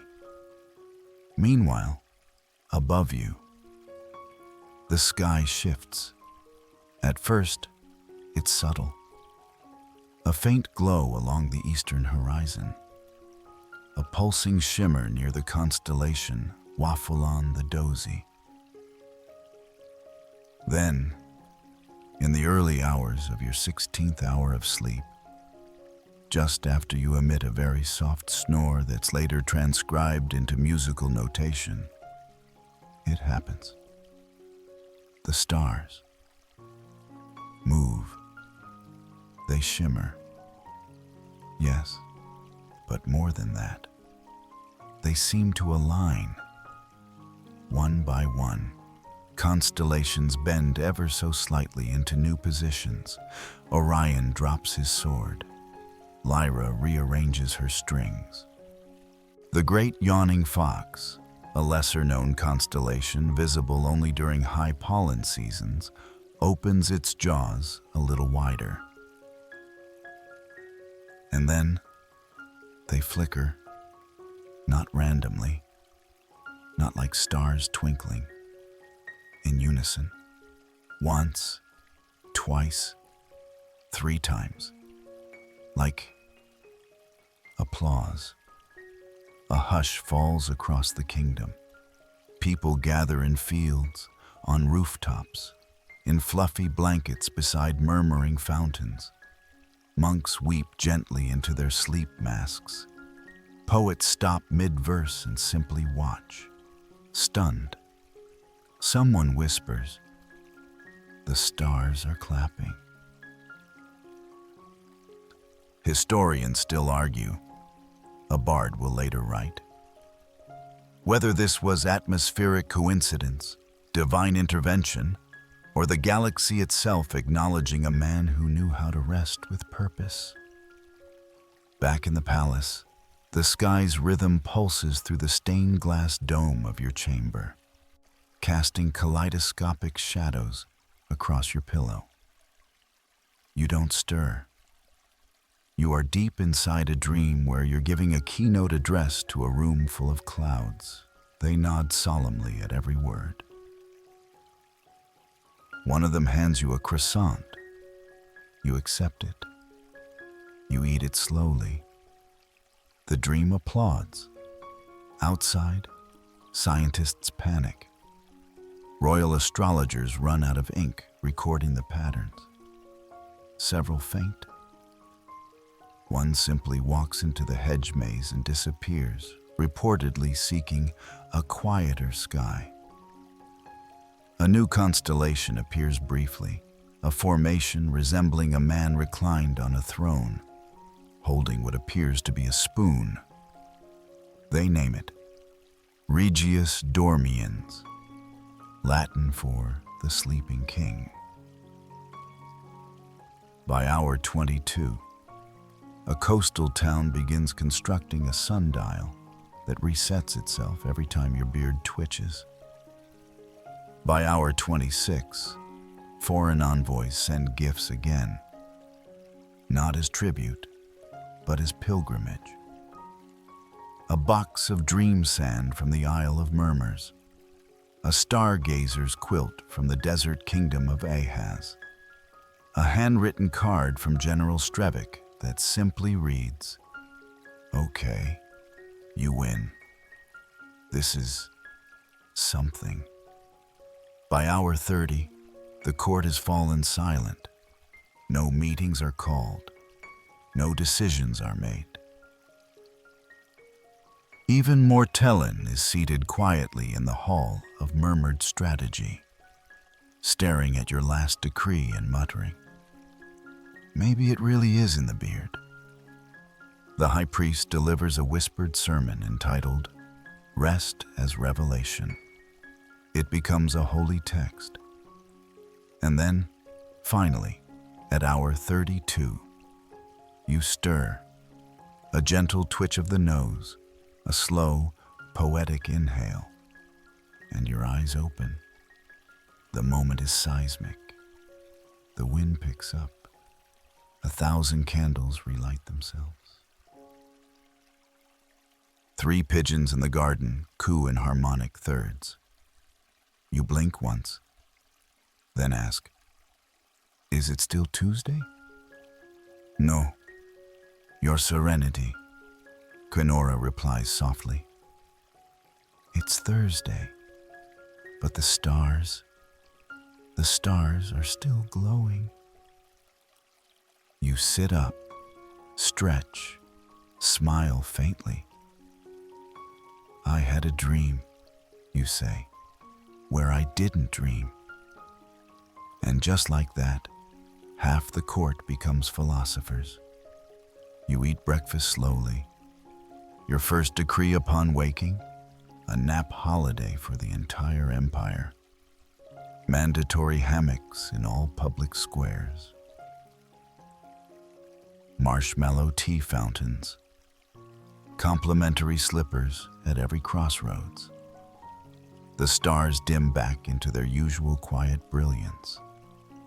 But from that day on, sailors report feeling calmer under night skies. Children dream more vividly. Tides seem to breathe a little easier. And above your palace, the constellation Regius Dormian winks faintly every evening, once, twice, 3 times. Just enough to say, well done. Trumpets are polished, banners are raised. Loaves of soft ceremonial bread are stacked high on lacquered carts. The city of Vestralon is ready. Ready for what? Exactly. The first ever parade of peace. A celebration not of victory, not of conquest, but of mutual misunderstanding, extreme patience, and an emperor's refusal to get out of bed. The whole empire's talking about it. The streets are draped in banners that read, "Stillness wins." Soft power. Actual power. Hug before honor. Wandam. Marching bands rehearse songs in a tempo so slow it sounds like music played underwater. Dancers practice movements inspired by unfolding gently. Even the jugglers are instructed to juggle calmly. And at the heart of it all, the grand hope, the star of the show, the immovable center of history. They want you. The council gathers in the chamber of gilded intentions. Mortellin clears his throat. Your Serenity, the people have requested your presence at the peace parade as their sovereign. As their beacon of profound horizontal leadership, Quenora, ever the realist, adds, there will be cheese. This gives you pause, but not for long. I'm afraid, you say softly, reclining back into the embrace of empire. I have an urgent appointment. With whom? Mortellin asks. With myself. A collective silence. You adjust your blanket. The court tries again. The high priest suggests a compromise. Perhaps a slow float through the parade route on a velvet barge? You sigh. The jostling would interrupt my dream rhythm. Quenora tries a different angle. We could install a nap canopy atop the procession cart, noise-canceling doves, a lavender mist sprayer. Tempting, but no.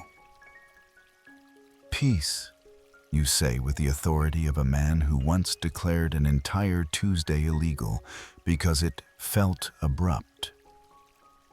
Was not achieved by marching. It was achieved by reclining. I will honor it the same way I earned it, by remaining very, very still. The council nods. Some with admiration, some with exasperation. Historians still argue, Mortellin mutters, whether this was political brilliance or an allergic reaction to standing. Still, the parade must go on. So, the people adapt.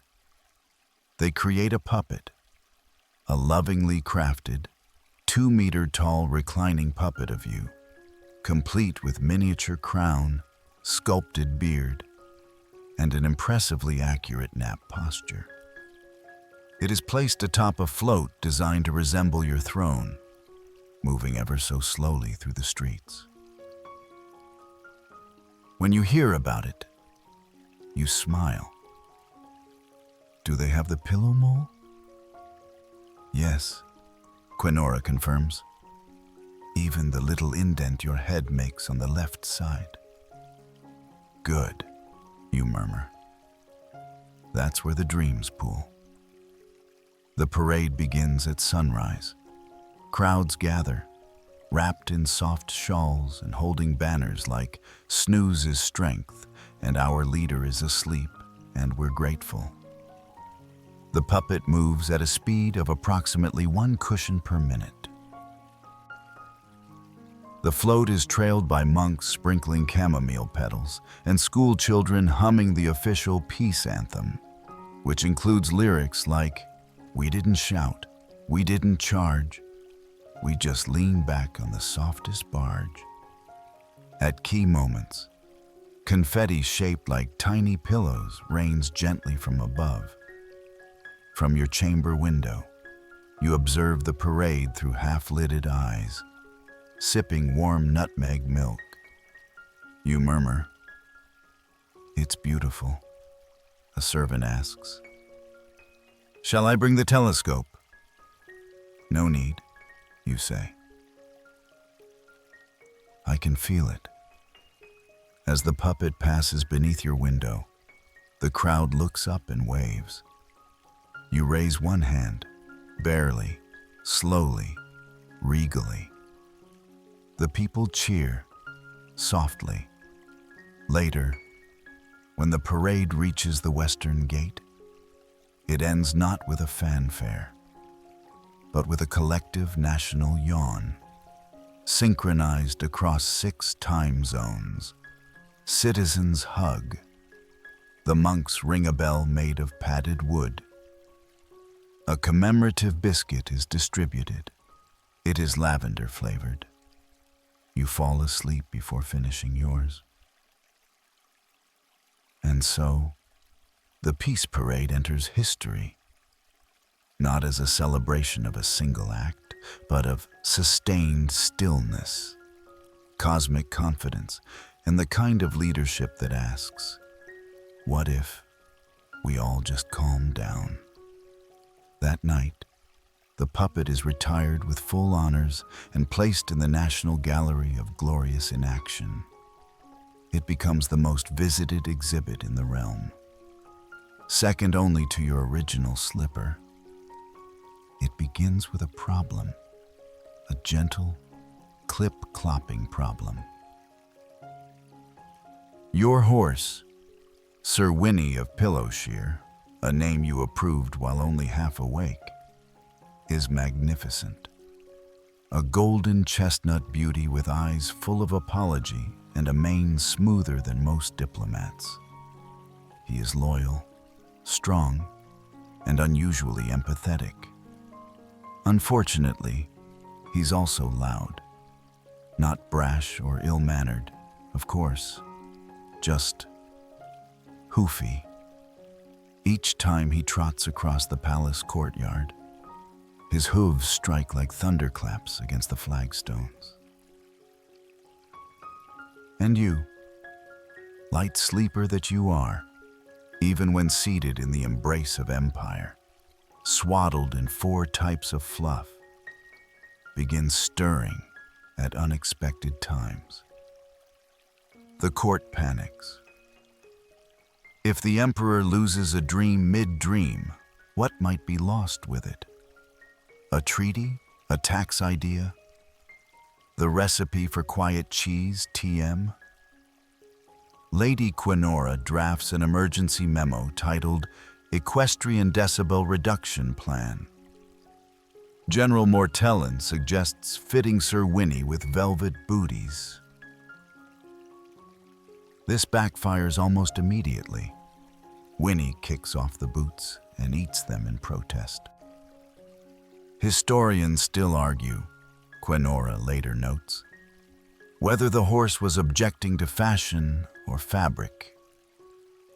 And then, quite suddenly, Winnie solves the problem himself. One morning, he is seen tiptoeing, not trotting, not pacing, Tip, toe, ing, not just quietly, elegantly. He lifts each hoof gently, carefully, placing it down with the grace of a ballet dancer trying not to disturb a nesting dove. At first, everyone assumes it's a fluke, but then he does it again and again. By week's end, Sir Winnie can sprint silently across a marble hall. Whispers on 4 legs, the monks call him. Ghost horse, says a terrified juggler. You remain undisturbed through it all, even when Winnie trots directly through the hall of soft statues during a thunderstorm escort drill. Not a single hoofbeat echoes. Birds nesting in your windowsill sleep undisturbed. The royal cat, famously dramatic, continues napping atop your lap, twitching only once. Your horse has become the first animal to be inducted into the Order of Lucid Slumber. He is given a ceremonial blanket. He refuses the honorary pillow, but eats the tassels. Soon, whispers of Winnie's newfound silence reach other stables. Envoys begin sending noble horses to train with the master of muffled motion. One time, there are reports of entire cavalry units in foreign kingdoms marching in synchronized stealth, all inspired by your 4-legged ambassador of stillness. A bard composes a poem titled The Whispering Hoofs. It becomes so popular that it's engraved into the floor of the eastern courtyard using a chisel made of soap. One line reads, "He galloped across marble, not a sound he gave. The dreams of a kingdom he galloped to save." Winnie, of course, remains modest. His diet remains simple: hay, apple slices, and the occasional silk ribbon, unapproved. His favorite resting spot is still the lavender garden, where he once gently nudged a snoring page out of the flower bed and lay down beside him like a noble beanbag. But there are murmurs now. Some say Winnie understands more than most men. Some say he guards your dreams. One monk claims to have seen Winnie bow before the moon. And one night, after a particularly delicate dream negotiation between you and a council of clouds, Winnie appears in your dream, not wearing armor, not bearing news, just nodding. You nod back. When you awaken, you find a single horseshoe print pressed gently into your bedside rug. No mud, no noise, just presence. You decree nothing about it. You speak no words. But that day, you are seen offering Winnie a fresh pear from your hand. A sacred gesture, a thank you. Winnie accepts it. He chews slowly. Then, just as silently, he walks away. The softest hero of the softest empire. And somewhere behind him, no one hears a thing.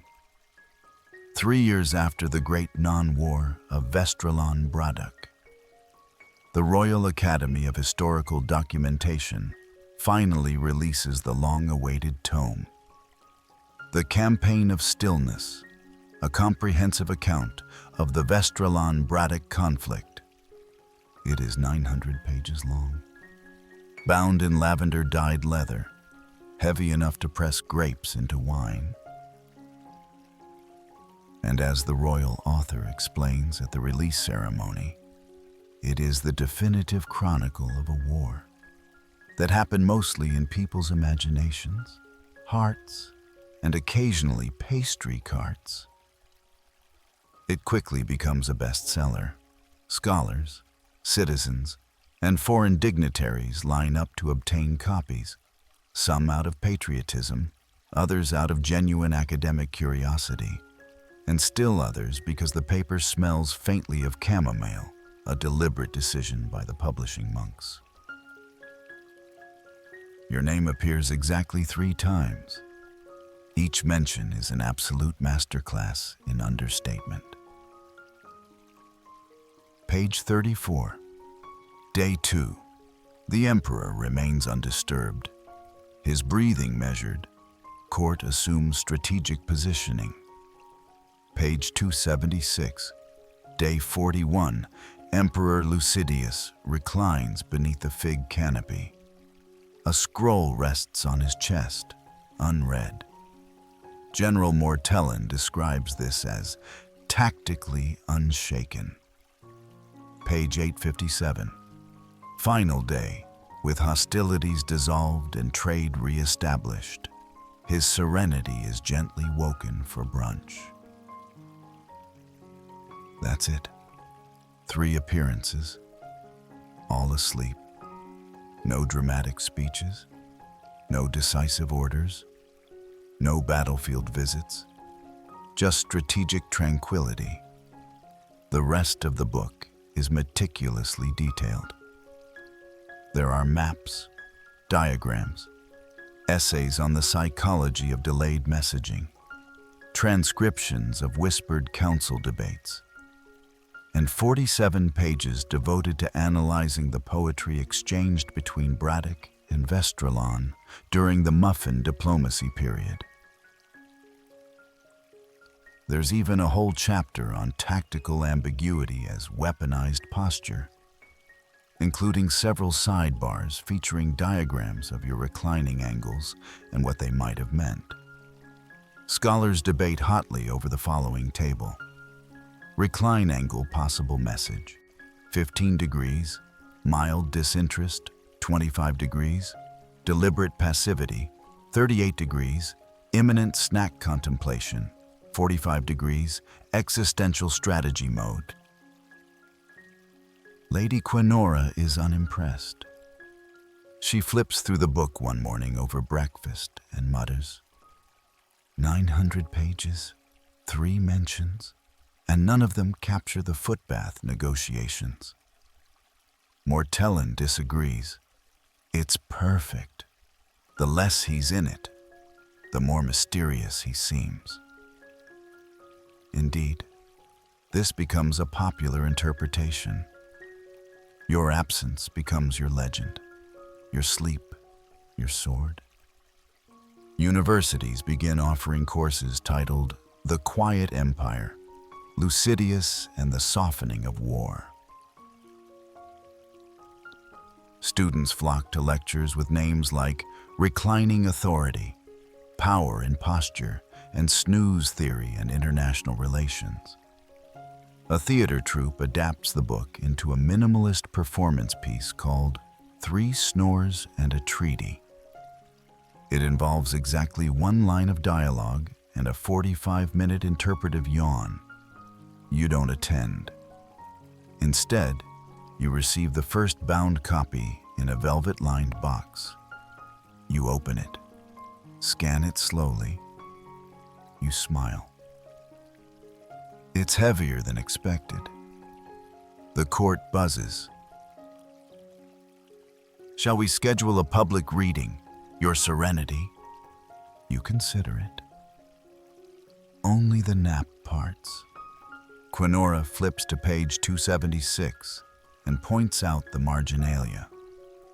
A footnote reads, Some scholars believe this moment, when the emperor rolled over mid-snack, marked the turning point in regional diplomacy.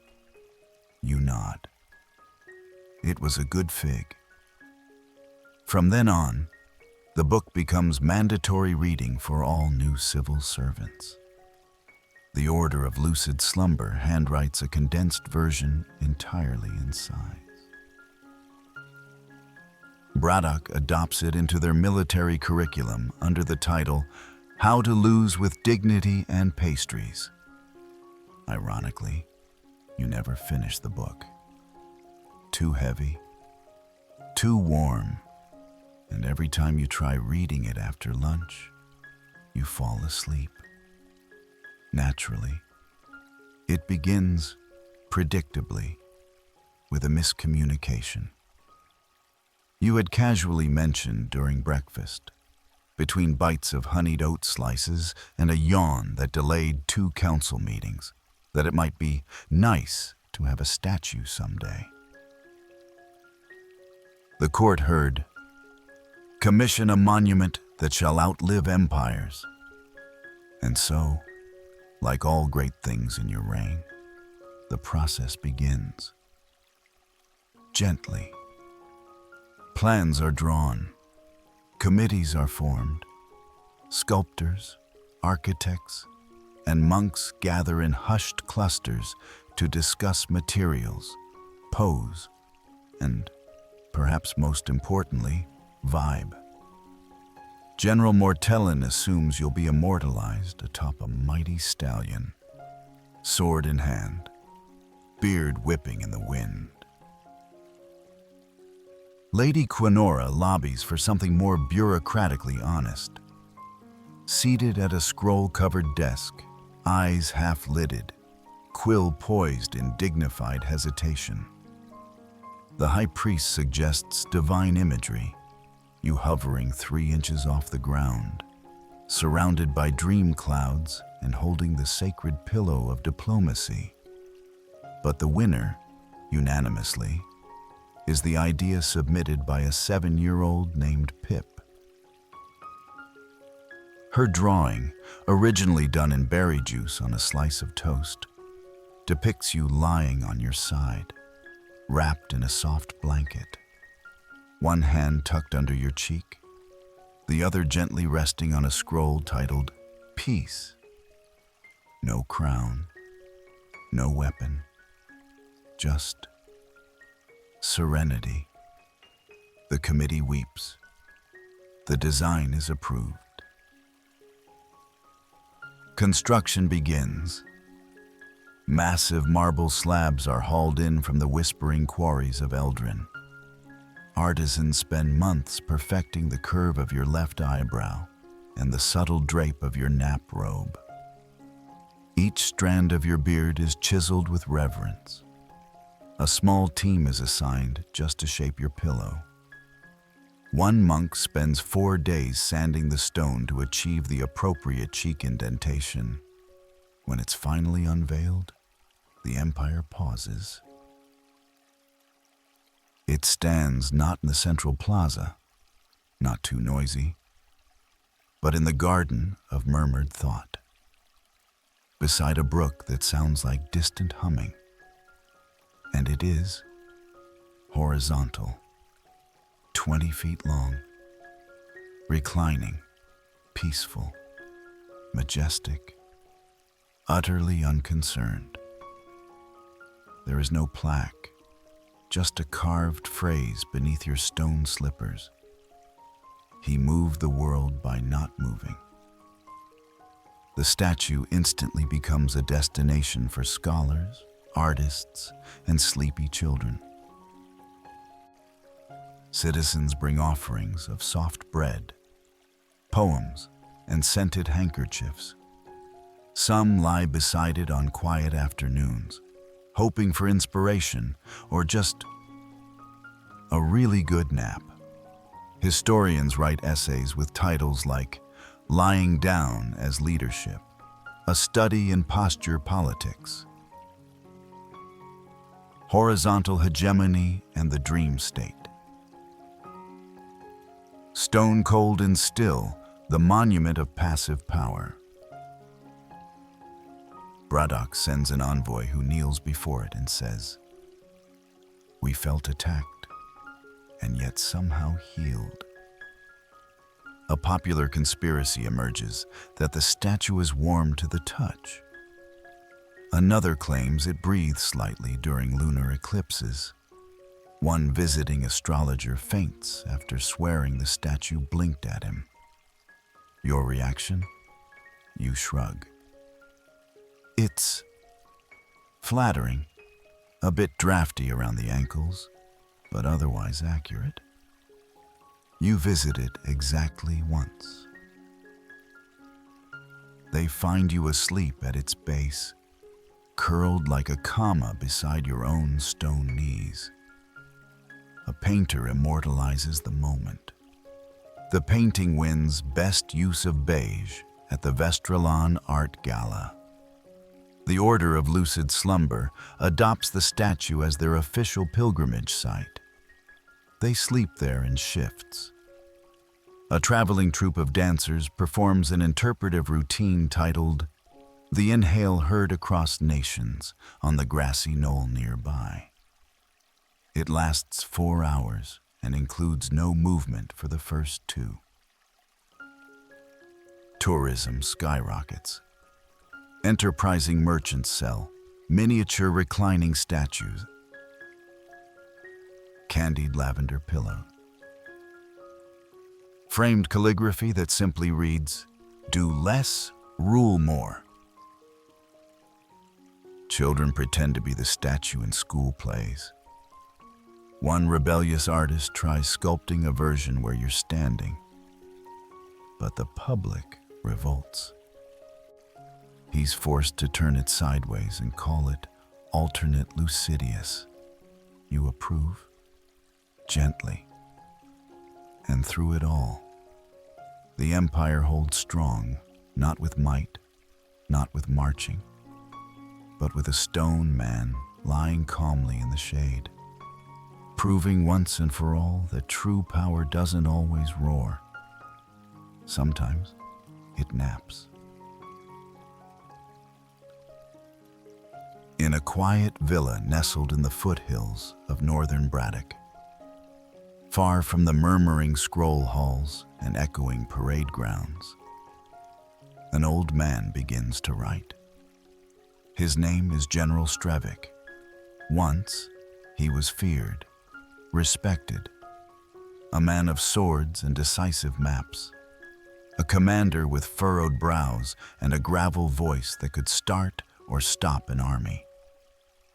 Now, he writes with trembling hands and a quill made from the feather of a bird that no longer exists in his homeland. Extinct due to stress migration. The title of his memoir? A War We Misunderstood. Confessions of a Startled Soldier. On the first page, in large, uneven handwriting, he writes, "This is the truth. I didn't know what he was doing. I don't think he knew what he was doing. And somehow, he won."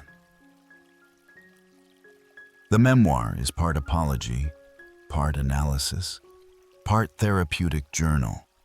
It details how he mistook your early silence as psychological warfare, how the lack of aggression from Vestralon made him believe something terrible was being planned, how that fear caused him to stall, then blunder, then surrender peace. He describes in great detail the night he ordered 400 troops to retreat because he dreamed of your beard looming over a mountain. The 3 days he refused to eat, convinced you were communicating through cloud shapes.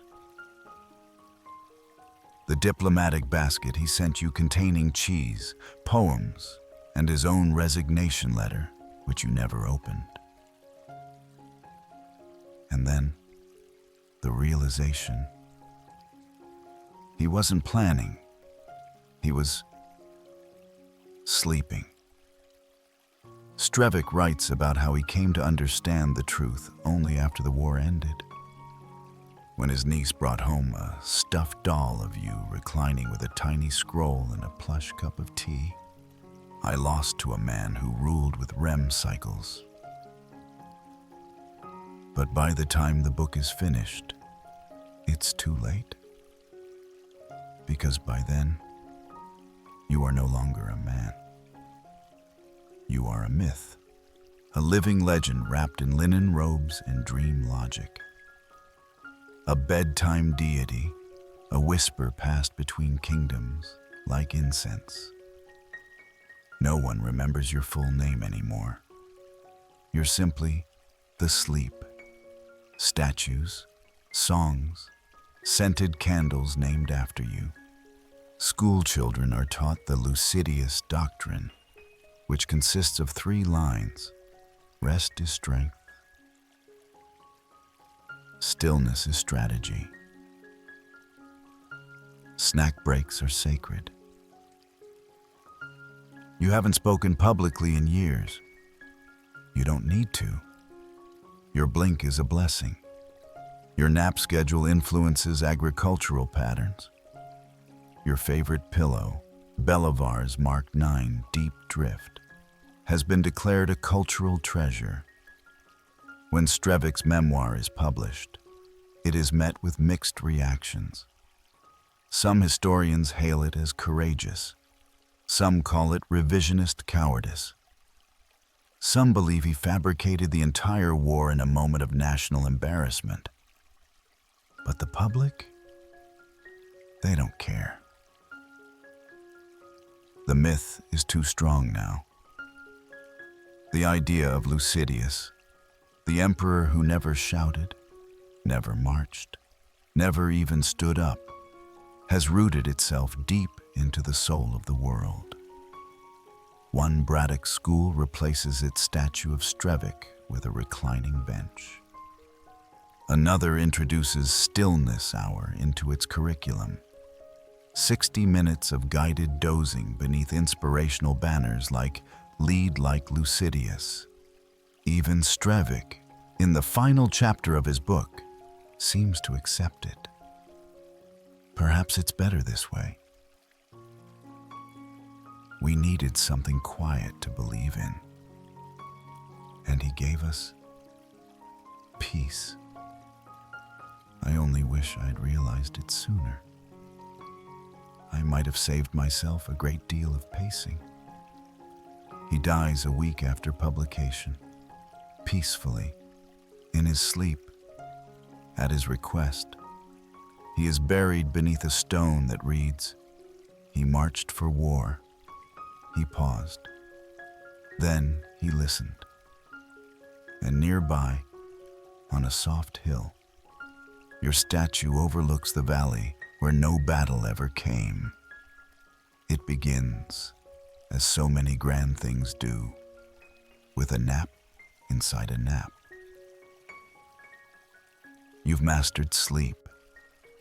Now, you've begun dreaming of dreams. And in one particularly plush slumber, nestled within the folds of a sun-warmed robe and surrounded by the scent of chamomile and old parchment, you slip deeper. Your dream self is napping. And in that dream nap, you begin to plan. Not plan in the way generals do, with maps and supply lines and aggressive gesturing over trays of half-eaten olives. No. Your war planning is softer. Velvet diagrams, marshmallow blue ink. Tiny illustrated soldiers wearing wool-lined armor, waving white flags fashioned from handkerchiefs dipped in tea. You're dreaming a sequel war. Because apparently, peace has become fashionable. And what is more fashionable than one conflict avoided? 2. In this dream war, the names have changed.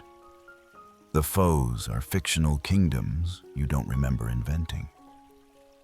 There's the kingdom of Grumblefast, led by a man with eyebrows shaped like thunderclouds, and the Principality of Sigavia, whose ambassador wears 7 monocles stacked vertically.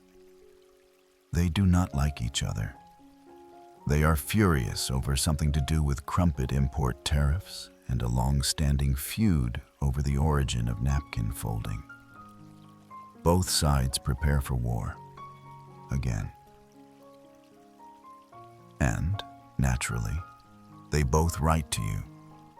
Not for support, not for weapons, but to ask, in essence, could you not get involved again?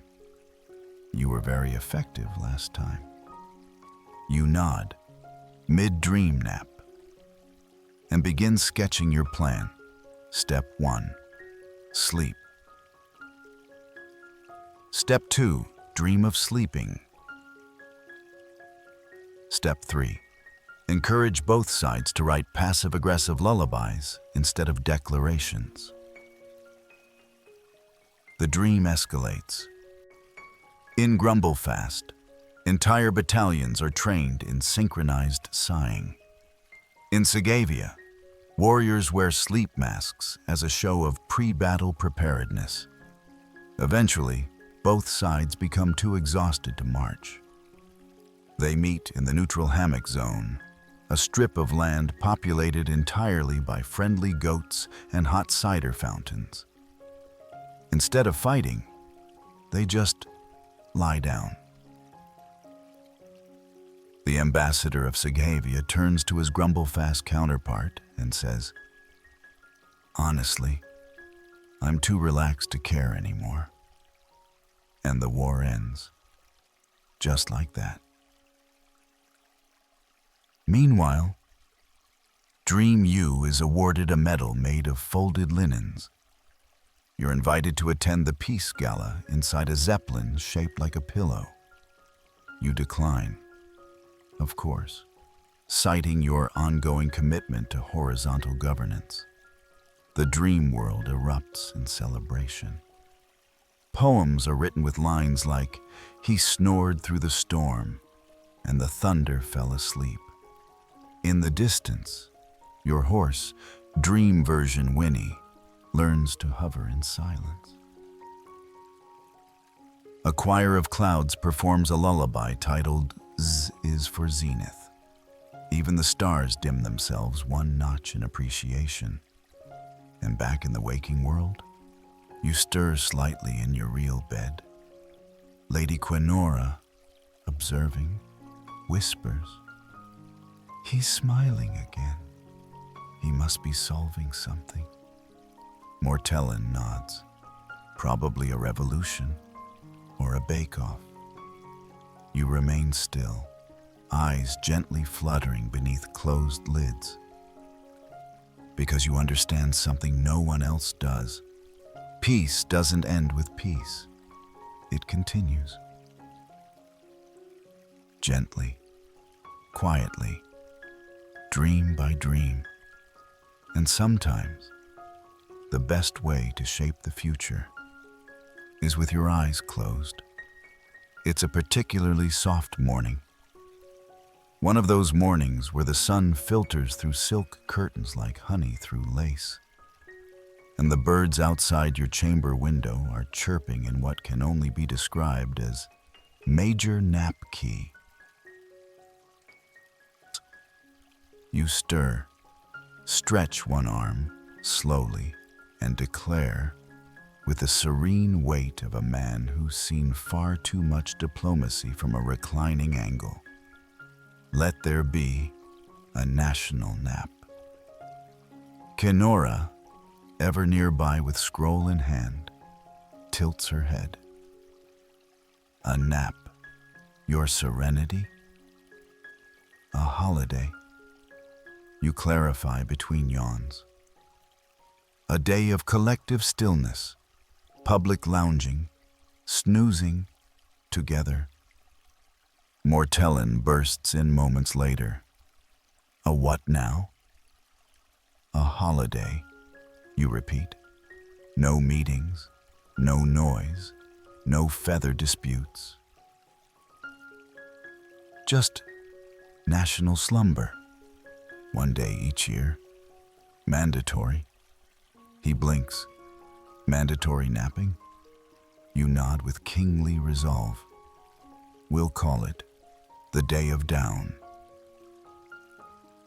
And so, with a decree that's only 9 words long, 7 of which are synonyms for rest. The nation receives its most beloved holiday, the Day of Down. It begins, fittingly, with a slow rollout. Not literally. People don't rise from bed for it. They simply don't get up. At exactly sunrise, a soft bell tolls across the land. It's not loud. It's more like the sigh of a particularly polite wind chime. Shops close. Scrolls are left unread. Even the cats, normally smug about their superiority in the nap department, seem humbled. Families gather not around tables, but blankets. Instead of feasts, they exchange pillows. Instead of speeches, they trade quiet looks of mutual restfulness. The order of Lucid Slumber marches through the capital barefoot, tossing rose petals and embroidered sleep masks into the crowd. Children write letters to your statue saying things like, "Dear Emperor, I slept all the way through lunch. Thank you. Love. Milo, age 6. The national dessert is invented that very day, cloud pudding. It wobbles when provoked and is only mildly flavored, which critics call brilliantly underwhelming. And you? You declare the holiday from your royal nap lounge at precisely 8:14 a.m. By 8:16 a.m., you are deeply, gloriously asleep. You dream of soft parades, of skyships shaped like slippers, of treaties signed with snore translations, of peace extended forward in time like a soft ribbon in the wind. Mortellin stands by your side, holding the official scroll, blinking at the signature line. Should we wake him?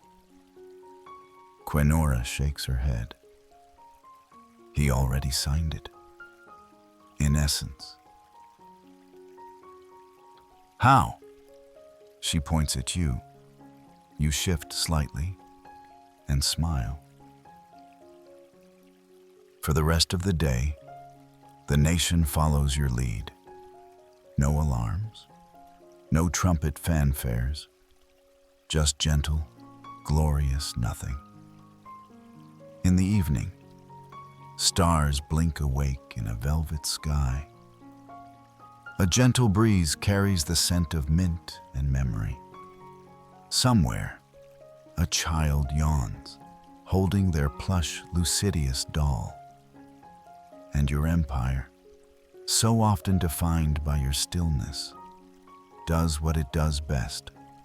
It breathes, softly, together, and without a single marching boot or shouted word. And now, as the story folds itself gently shut, you too feel it. The warmth of stillness curling into your limbs, like candlelight slow dancing across a wall. Let the noise of your day fade behind you, piece by piece, like tiny boats slipping quietly out to sea. Whatever burdens you've carried, let them loosen. Float them like paper lanterns into a sky made of hush. Because sometimes the greatest power is not found in action, but in stillness. Not in noise, but in knowing when to rest. Picture yourself like Lucidius, wrapped in the soft fabric of calm. Your breath like the tide, coming and going without rush. A gentle rhythm, pulling you inward. Softer, quieter. The world spins on. It always does. But for now, in this moment, you don't need to move with it. Not yet. Let the light dim. Let the stillness hold you. And if dreams come, whether of marble statues or ghost horses or pillow-shaped treaties, may they carry you gently and without demand. Sleep well. Sleep fully. Sleep like an emperor who rewrote history by closing his eyes. End of script. Sweet dreams.